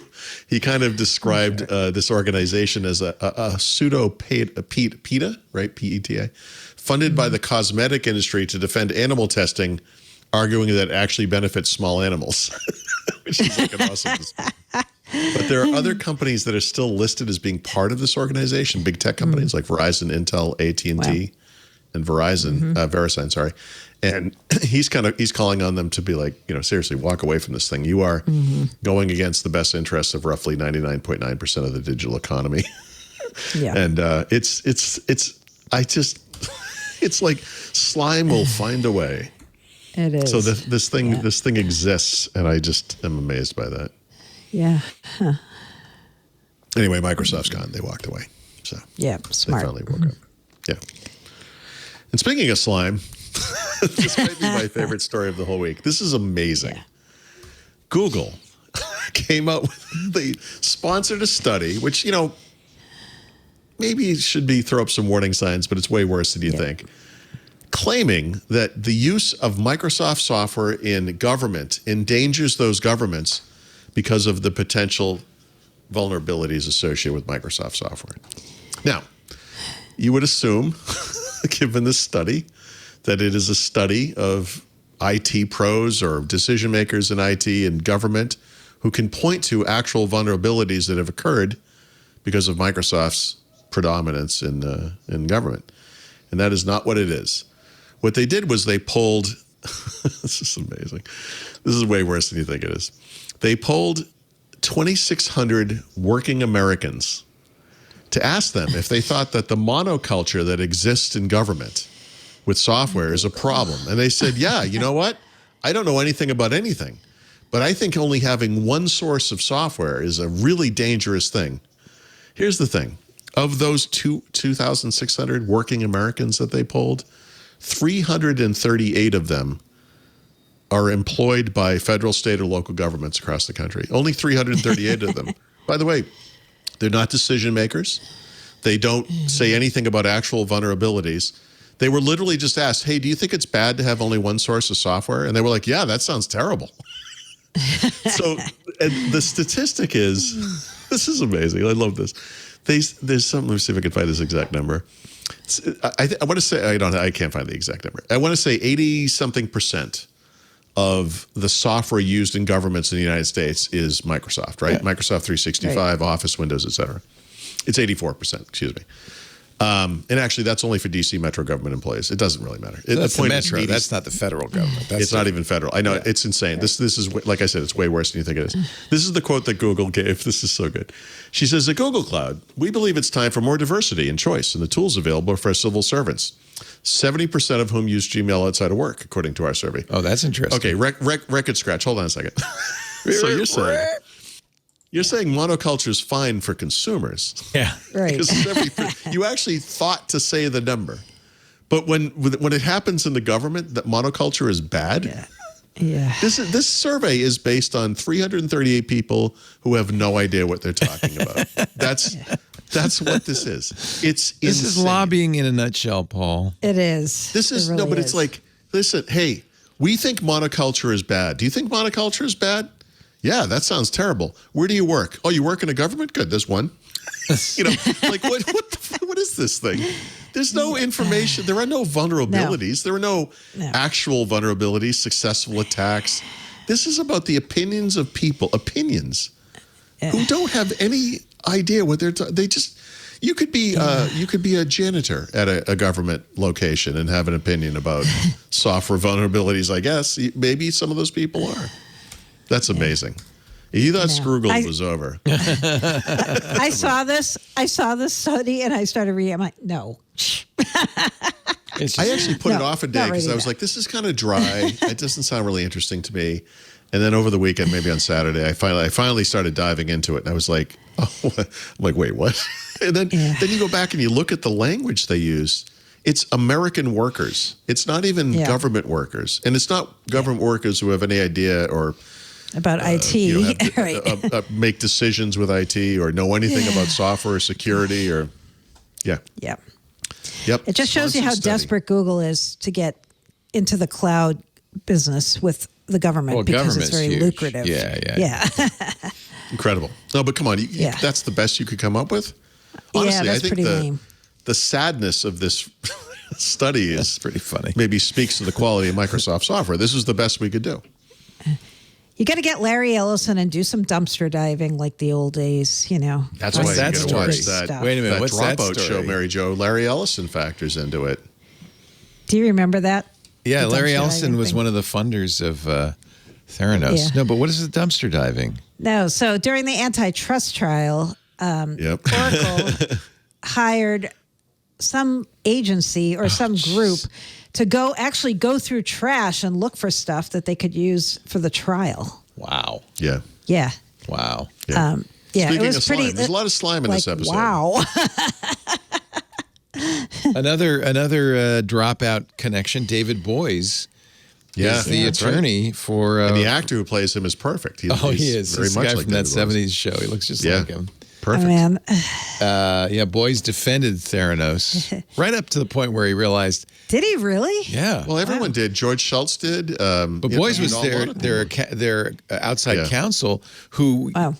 intimidated all the whistleblowers Right. Wow. and Yeah. Well, and he went is after the- him. It's you a know. great. That series is really good. Last episode is today, Tomorrow. or tomorrow. Yeah. Tomorrow, yeah. So I'm very excited, but I hope it ends well. I'm not excited because I have one episode left to watch, and then we have to wait a day to see the final one. It's I like know. It's a good. we we binged it a day early. Yeah. I think is what we did. Yeah. Yeah, I try to wait to binge until all the episodes have dropped. Yeah. That's I do not too. always I doable. screwed up the. Last night I was like, wait, what? Now it's I an finally event. realized Now it's an the event. next one is not happening. Oh, I hate that when you go.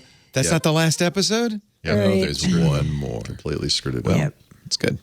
The story, and I think can't wait to probably- see how it ends. Yeah, I know.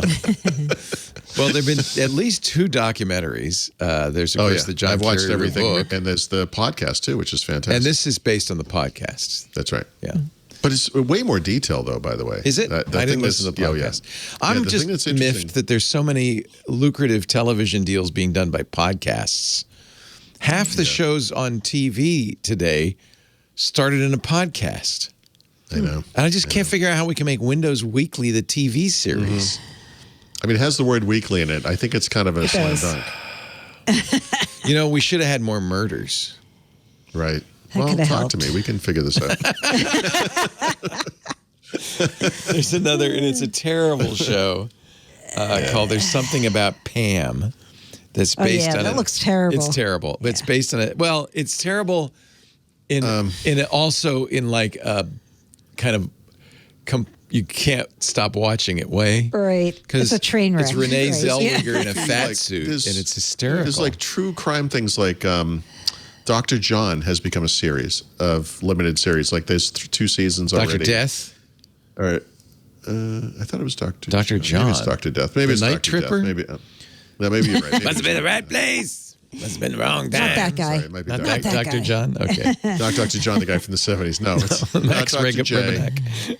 which is a joke in this show. Anyway, the point is, a lot. Yeah, you're right. A lot of podcasts have turned into TV shows. Yeah. It's really amazing. Yeah. Yeah, it's crazy. Where were we? David Boies. If we ever lose our place. More antitrust. Guys. Here we go. Antitrust. No, this one is interesting. Okay. The Europe Yes. one. Okay. So in Europe, we have heard from a couple outlets that various people who are cloud solution providers and in cloud programs as partners are being questioned by the EU regulators about Microsoft's practices in the cloud. So it doesn't really get stated specifically what this is about, but 2 years ago, Microsoft changed some licensing around Windows Server running on other clouds. Because they saw that it was a very good deal for people to take Windows Server and run it on AWS, or take Windows Server, run it on Google Cloud. And it was like comparable in price to what you would do if you ran it on Azure. So Microsoft's like, wait a minute, we got to make this way more expensive to do on these other clouds so that people will think Azure's the place you should be running Windows Server. So even though that's not really stated publicly, that I believe is a big part of what this EU complaint is kind of circling around.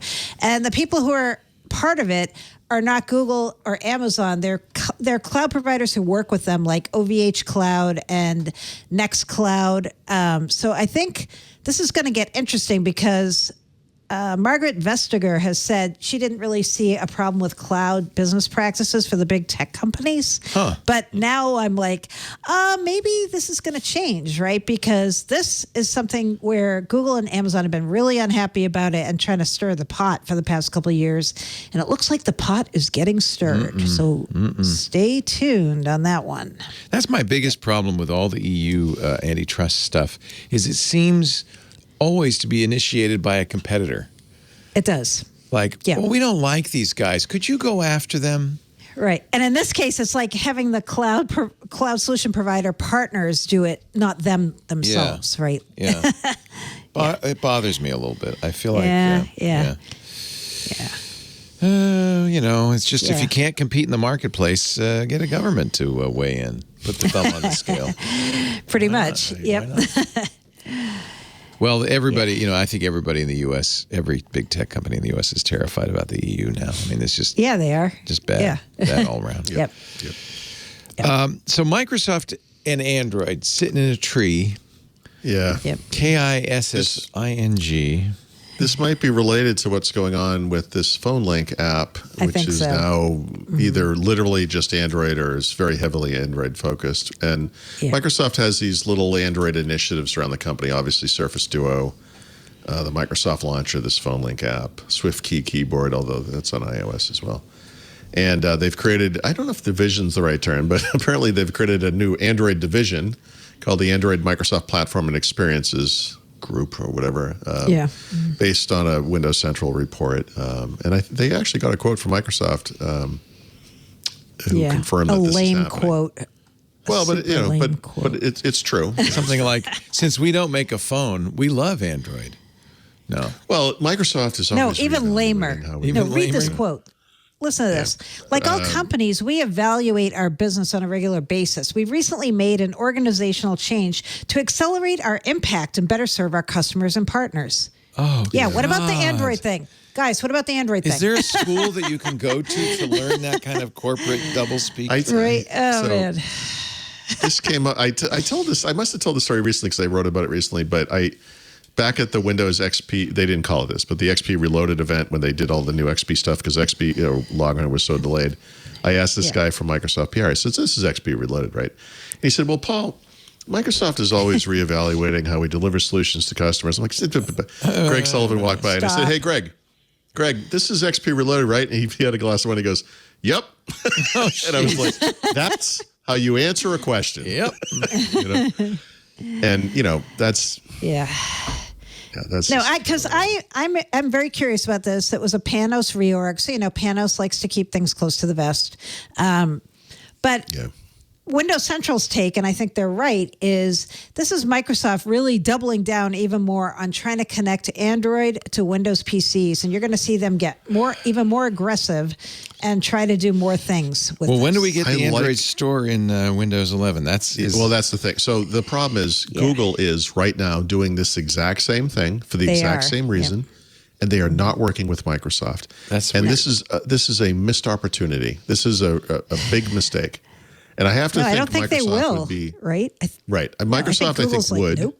but Google absolutely is no way. Yeah. And they've been reaching out to me lately for some reason, and which I cover the Google stuff. It's fine, but they have literally said to me explicitly, we want to be very clear. We are not working with Microsoft on this. I was like, okay, settle down. Yep. You know, like they really stress that we are doing this ourselves. And unfortunately, what they're doing is a lot of the same stuff that Microsoft is doing. You know, this PC, Android integration stuff. So you're going to be able to get it from different places. So, you know, the Google Play App Store on Windows, whether that happens or not, it's either going to happen illegally or unofficially, or Google will do it themselves. Like they're going to bring games to Windows. The game part of the Google Play Store is coming to Windows, or at least some of it, from Google directly. But they're not. Why not? Geez, guys, settle on a solution that makes sense and work together. Microsoft doesn't want Google Play services associated with what they're doing, right? Because it competes head to head with their services. Yeah. That's why they're working with Amazon on that store stuff, right? Oh, come on. Like Amazon is, I'm not saying it's good. I think they went to Google and said, okay, we want to do Android apps on Windows, but you know what? We don't want the Google Play services. And they just laughed them out of the room. The worst part of the Amazon App Store is on Android or on Windows is it puts little pop-ups that tell you that apps need to be updated. Yeah, just update the app. Don't remind me that you're doing stuff. Just do it. Right. Yep. You know, Can you shut that off? So much hopefully, better. I don't know. I just the notification uninstall it is what I do. Yeah. But yeah, I mean, you could but would it? I guess the question is, would it still auto update on its own? Yeah. Probably. Right. I'm not actually sure. Yeah. I don't know. Yeah. It's upsetting. That's my point. Yeah. As if I have a point. Okay. That's everything. Oh, wait, we have Xbox stuff. Yes, far from everything. Darn it. Because, I thought we ladies were and just going to gentlemen, skip right over it's that. time once again for Paul Thurrott and Xbox News. Yeah. So it's April, in case you didn't notice. That means, you know, we have new Game Pass, or games with gold games, which we talked about last week. We also have Game Pass games, the first set, which they announced this week. There's some good ones in here. The big one to me is MLB The Show 22. Not coincidentally, MLB The Show 21 was one of the games that left the service last month, and I think people freaked out for about one day. But good news, it's in there. Also, Star Wars Squadrons. I think that's just like the, I guess it's X-Wing and TIE Fighter, right? I think it's both sides, is in there. Plants vs. Zombies, Garden Warfare. That's Life a fun is Strange. Game. Yep. True Color. A lot of good games this time. So that's and good. Cricket 2022. I knew you were going to call it out. Finally. Is that a game about insects or is it a game about some alleged sport from another Gotta country? be the slowest game ever. Yep. We took baseball and we thought, you know, this is a little too exciting. What can we do to slow this down? Wow. We made cricket. Cricket. Yeah. I know. Wow. I actually would like to try that. Maybe I could learn the rules finally. Try cricket? Yeah. I'm gonna spend my retirement playing Train Simulator, and I imagine it's just a game you say take the train from here to Washington D.C. Those and are then it kind of just runs fun. through. Yeah. Yeah, They're kind of fun. Riding the rails like a hobo. Yep, it's basically just you know, it's calming. Actually, I think that railroad simulator, I think I would enjoy. Coming to think of it, yeah. It's the opposite of Call of Duty. And then let's see what else is going on. So there's an April 2022 system update is also out for Xbox One and Series X and S. There's only 2 features. HDMI CEC improvements. This is that kind of pass-through technology where it allows consumer electronic devices to control the TV. So obviously you can do that with your Xbox. Turn on the Xbox, it turns on the TV, etc. That's neat. And what's the older version of CEC called? It's like HDMI ARC or what was the other? No, CEC has been around for a long time. That's okay. consumer something control. There is ARC, which is audio return channel. Well, that's different. Okay. CEC is the thing that you turn on your Xbox and your TV comes on. Yeah. Okay, so they're improving. Or in my case, somehow. in the middle of the night. Right, When TV comes on saying, you want to play a game? Come on. I know you do. Let's play. Come on. So maybe that'll be the improvement, is it will stop doing it. It turns that off, yeah. We could have quiet hours, only do it during the day. Yeah, please. The other one is just universal mute. Universal doesn't actually apply to the boot up sound, which is really loud, but it applies to everything else. So you can literally mute everything. Okay. I'm surprised that wasn't there already, frankly. Yeah. A long rumored thing is now rumored again. Jez Corden over at Windows Central again says He believes that an Xbox Game Pass family plan may launch later this year. I get asked this question almost every single month because I think people look at the value prop on Game Pass and they're like, I love this thing, but I have multiple consoles. I've got kids. I want to share this. How does that work? And it's like, it's a little iffy. And it's sort of like Microsoft 365 family, but for Xbox Game Pass. Totally makes sense. I think it's going to happen too. I don't know anything about it, but I would love to see that happen. So this year is certainly better than ever, and certainly better than the promises we got for Windows 365 this week. And then finally, I think this is the last one. Yeah. E3. This is the big trade show that usually happens in June. I've almost gone to it many times. I've literally never gone to it. But, that's good. So this is all your fault. I've come really close. Apparently, I'm not alone, and they're canceled now. So it was canceled 2 years ago because of the pandemic.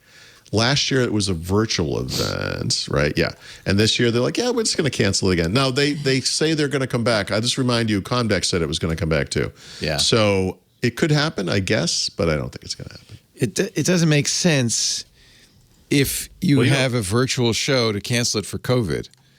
So, well, I think what really killed this is Sony pulled out. Yeah, I without think what the big happens is tent poles, you cannot. Yeah, do it companies want to do their own events and Yeah. they want to do them on their own schedules. This was always the Apple thing, right? Like Apple didn't like going to Macworld and having to say stuff at a particular time of year or whatever. Sony, Microsoft goes to E3, but they always have a thing over on the side, across the street, like at Right. I don't know what the Nokia Theater's called anymore, whatever that is called today. They would go over there. So yeah, maybe this industry doesn't need one big event. I don't know. I think it's just too fragmented of an industry. It doesn't make sense. Yeah. I did play with the flight simulator, and it is what do you right, think? absolutely fantastic. It's Much beautiful, more right? interesting. Yeah, I flew over Central Park, buzzed the playground down there. It was so much fun. You have to actually it takes some work, even on the dumbest mode. I constantly have to trim turn things up. I have difficulty Yeah. with this kind of thing. For some Yeah, reason. if you can't just leave it, or else just slowly descend. Right. So, but it was fun, and I didn't yet attempt your Eiffel Tower trick, but I'm that's next. I would like to hear about that. Yeah. It was the Iberian Peninsula that got me, and I have to say you're right. It's Well, that's the thing. The world updates are amazing. Like if you go to a place where they have the detailed imagery, especially if you know the place, yeah. It is astonishing how good that stuff Well, you looks. really get a sense of why people love flying so much, because you really do have a different perspective. Looking Plus, at New York, it proves it's that not all the world is high-rises. flat. You can see it in the game. It's Yeah, flat. it's flat. It's flat. I saw there was an airfield somewhere up north. I think I'm flying to, I don't know, Armonk or somewhere, but it's fun. Nice. It was really fun. I enjoyed it. So thank you for recommending that. No, that's good. I'm glad I you. needed something So how do you after- like your X? You have a Series Oh, X I now. love it. How's that And going? like I said, I put it in my office. It's hooked up to the 4K 120 hertz OLED monitor, and it's a 55-inch monitor, and it's great. It's just really, it's a lot of fun. Nice. And I put a really uncomfortable chair there, so I'm not tempted to play games for hours and hours. So, but it's a nice respite Yeah. Yep. from all the other things I don't do. So So what have you spent the most time with so far? Is it Flight probably Sim Elden or- Ring. Probably Elden Ring. I really like Elden Ring. It's hard. It's so hard, and I want to get good at it. So I have to keep practicing.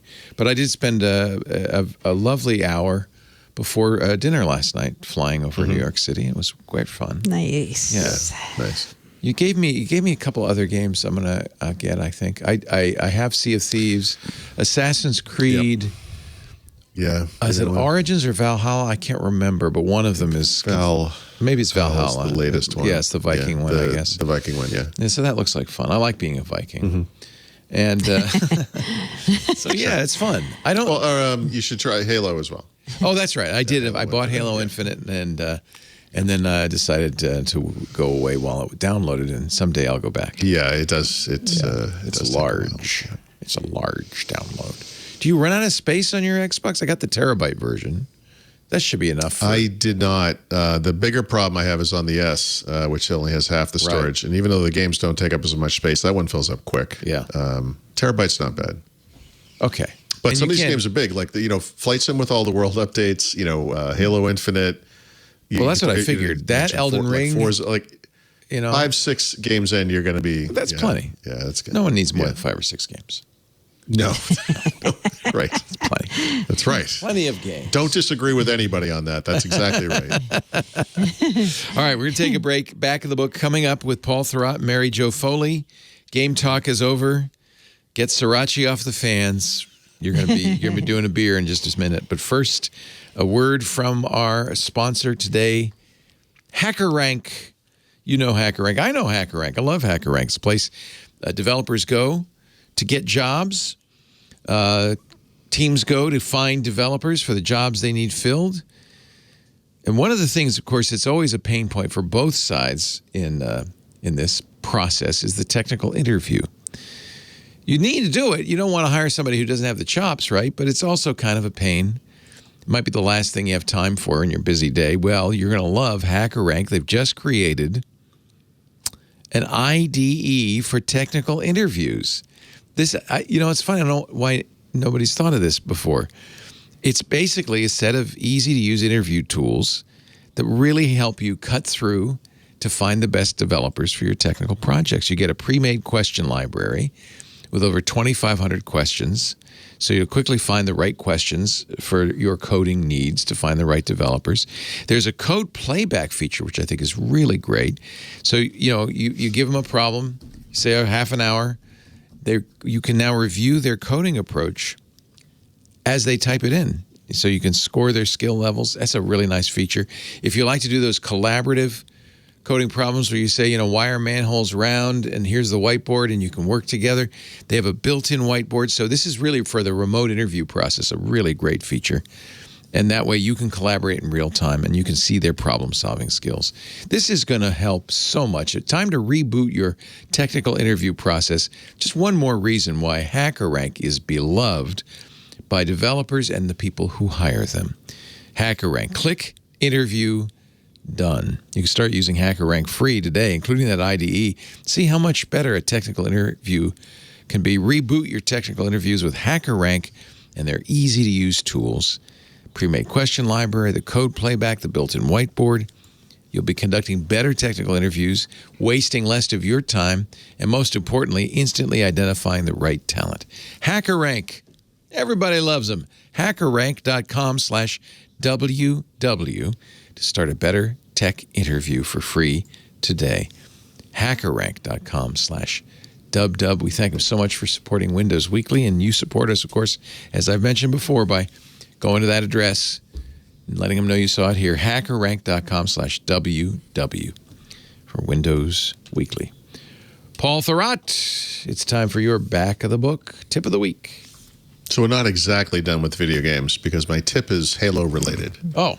I mentioned last week that you could get 30 days free of Paramount Plus from anywhere. I mean, Microsoft's offering it through Xbox Game Pass, but and that will help you watch the first, 2, 3, maybe 4 episodes. But the first episode of Halo is available on YouTube for free now as well. So if you don't want to pay for or even play around with Paramount Plus, you just want to see if it's any good, look for that on YouTube. It's the first episode. It's in its entirety, no commercials. It's good. Nice. Is it good? Actually, Did you if you're like not it? paying for, I liked it. Yeah, it's it's a so this is what it is. It's a mix of the types of special effects from the Battlestar Galactica, the most recent show, which I thought was fantastic, by the way, and the Mandalorian, where it's like clearly like a green screen set where everything looks exactly the same.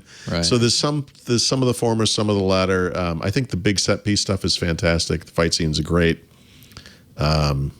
Story's interesting so far. We'll see. It's an alternate universe of a fake universe. I don't know. It's not the story from the games. Like it's not. No, it couldn't be combat involved or whatever. Yeah.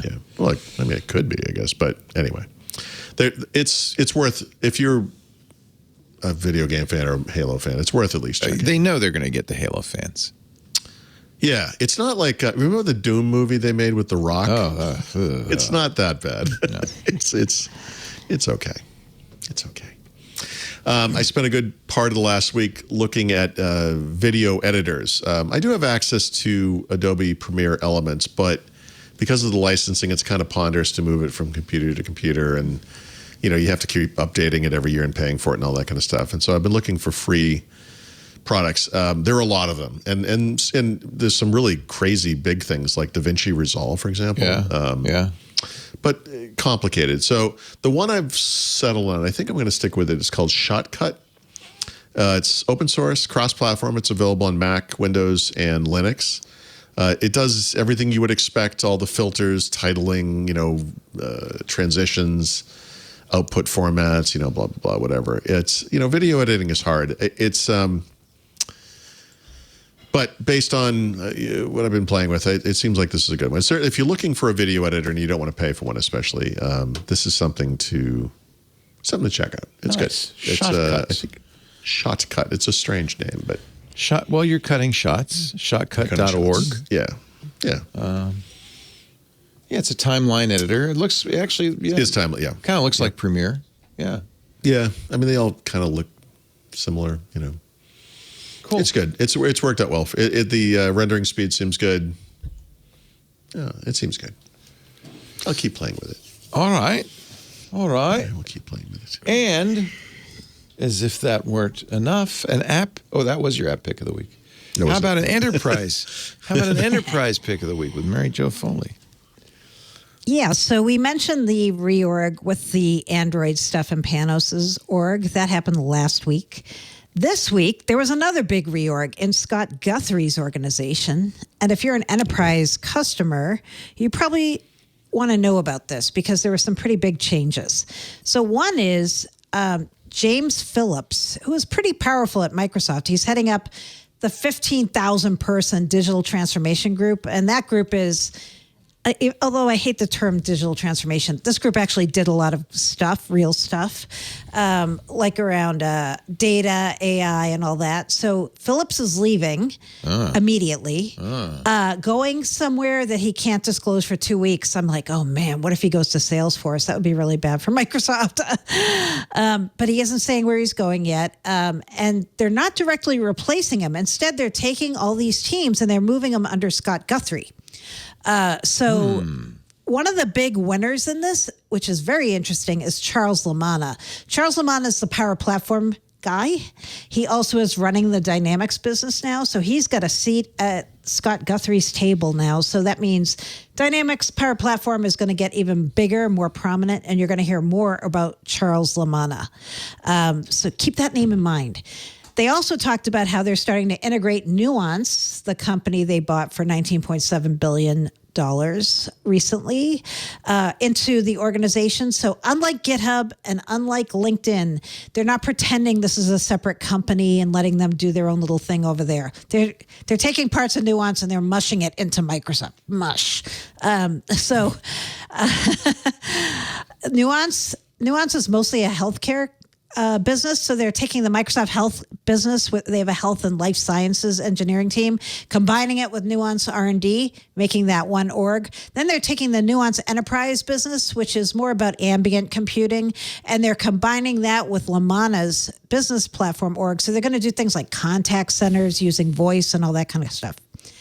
The one other interesting piece of this reorg is what's happening to IoT and Edge.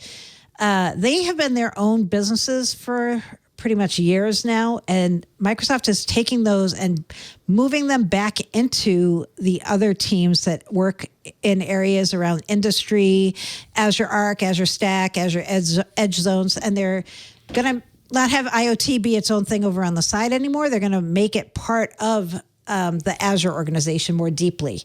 So lots of changes that sound a little bit esoteric, but I think they're going to really shake up what Microsoft's doing on the enterprise side of the house.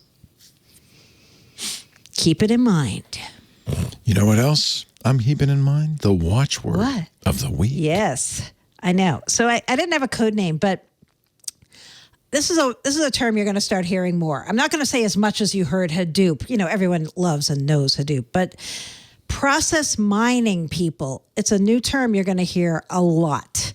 So, it sounds, another one of these things sounds very esoteric and weird. Processes are any business transaction. It can be like you paying a hospital bill. It can be somebody taking an x-ray and digitizing it. Any of these things are processes, right? So right now, processes just happen in businesses and they're not really well tabulated, well monitored. And the whole discipline of process mining says, let's look at all these different things that businesses do and look deeply into them, analyze them, find out what's working, if the processes are efficient, or if there's things we could do to save money and take out some steps and fix things. So that's when you hear process mining, that's what that's all about. Wasn't this like in the 50s, they'd bring in these experts and efficiency experts? Businesses, yeah. This is like that. Right, but now you can do it. Your job Now you can do it with an algorithm. Exactly. Yes. Right. Now you have What data. would you say you do here? Yeah. That's right. So that famous scene in Office Space. That's exactly Yeah. Missing a lot of work. Exactly. Yeah. Right. Yeah. But what if you could automate that? What if you could automate that, guys, and use tools, algorithms, AI, all the things we make jokes about all the time here on the show. Yeah, telemetry always works fine. Why not? So there's a whole discipline of growing number of companies, big companies and startups who have this idea that you could take a process, have some software to analyze it and help you make your business more efficient and save you a lot of money. Microsoft just bought one of these companies. It's called Minit, M-I-N-I-T. They are going to be integrating this with Power Platform comes up. Power Automate is going to be integrated tightly with this. And you're going to hear Microsoft start talking, when Satya talks about data culture and all that stuff, you're going to hear them talk about process mining. So it's a good term to know about and kind of put on your radar if you're doing buzzword bingo, perhaps. Process mining is going to come up. It's enough to make me want to have a beer. I'm sure it is. It's the Beer of the week. Let's mine Beer of this the week. process here. Beer of the week has to do with opening day for baseball this week. I may have made this a beer pick before, I feel like, but it's such a fun beer for opening day. Torch and Crown, our only brewery in Manhattan. They make a beer every year around this time called Bat Flip. Bat Flip is a very light golden ale with some hops. 5.4%. The idea is you could drink this at the game or drink it at home watching the game. However you consume baseball, you may want to also consume. It's respectful. Is there like a high alcohol version called Rush the Mound? There should be. I'm going to send them that idea. I'm going to tell them that idea. That's a good one. 8.9% for the belligerent drunk in your family. Right, exactly. What are you, blind, Ruff? I need that beer right now. That's hysterical. I didn't even know what a bat flip was. I had to look it up. I'm like, what does that mean? After you hit a home run, you go, right. I'm going to be running around the bases. So it's like you toss the bat and like it flips. Is that right? Yeah. No. I mean, it's just like, it's the insouciant gesture of a guy. The jaunty nature of it. I just hit a home run. I'm not in a hurry. Like, it's nothing. It's no big deal. I'm gonna jog around the bases while the crowd roars. Mm-hmm. Okay, because Torch and Crown, they made a giant beer glass that looks like a bat, and you see people drinking out of it on their site and flipping it. Sure, don't flip that. Yeah, that's a different kind of flip. You finish that and just flip it behind you. It's fine. What's the ABV of Kill the Ump? Is that that's another level? That's the 15% pastry stout. Yeah. Yep. That's John Slinding that passed me that joke. Thank you, John. Bat flip. Yeah, let's celebrate. Opening day. Wow. Yep. We thought it would never happen. I know. It didn't happen that late, honestly. No. Actually, it didn't really happen late at all. No, I think they fixed it. Right. Yeah. Yeah, just some days. Yeah.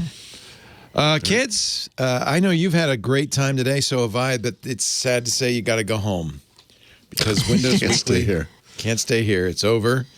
We're going to shut it down.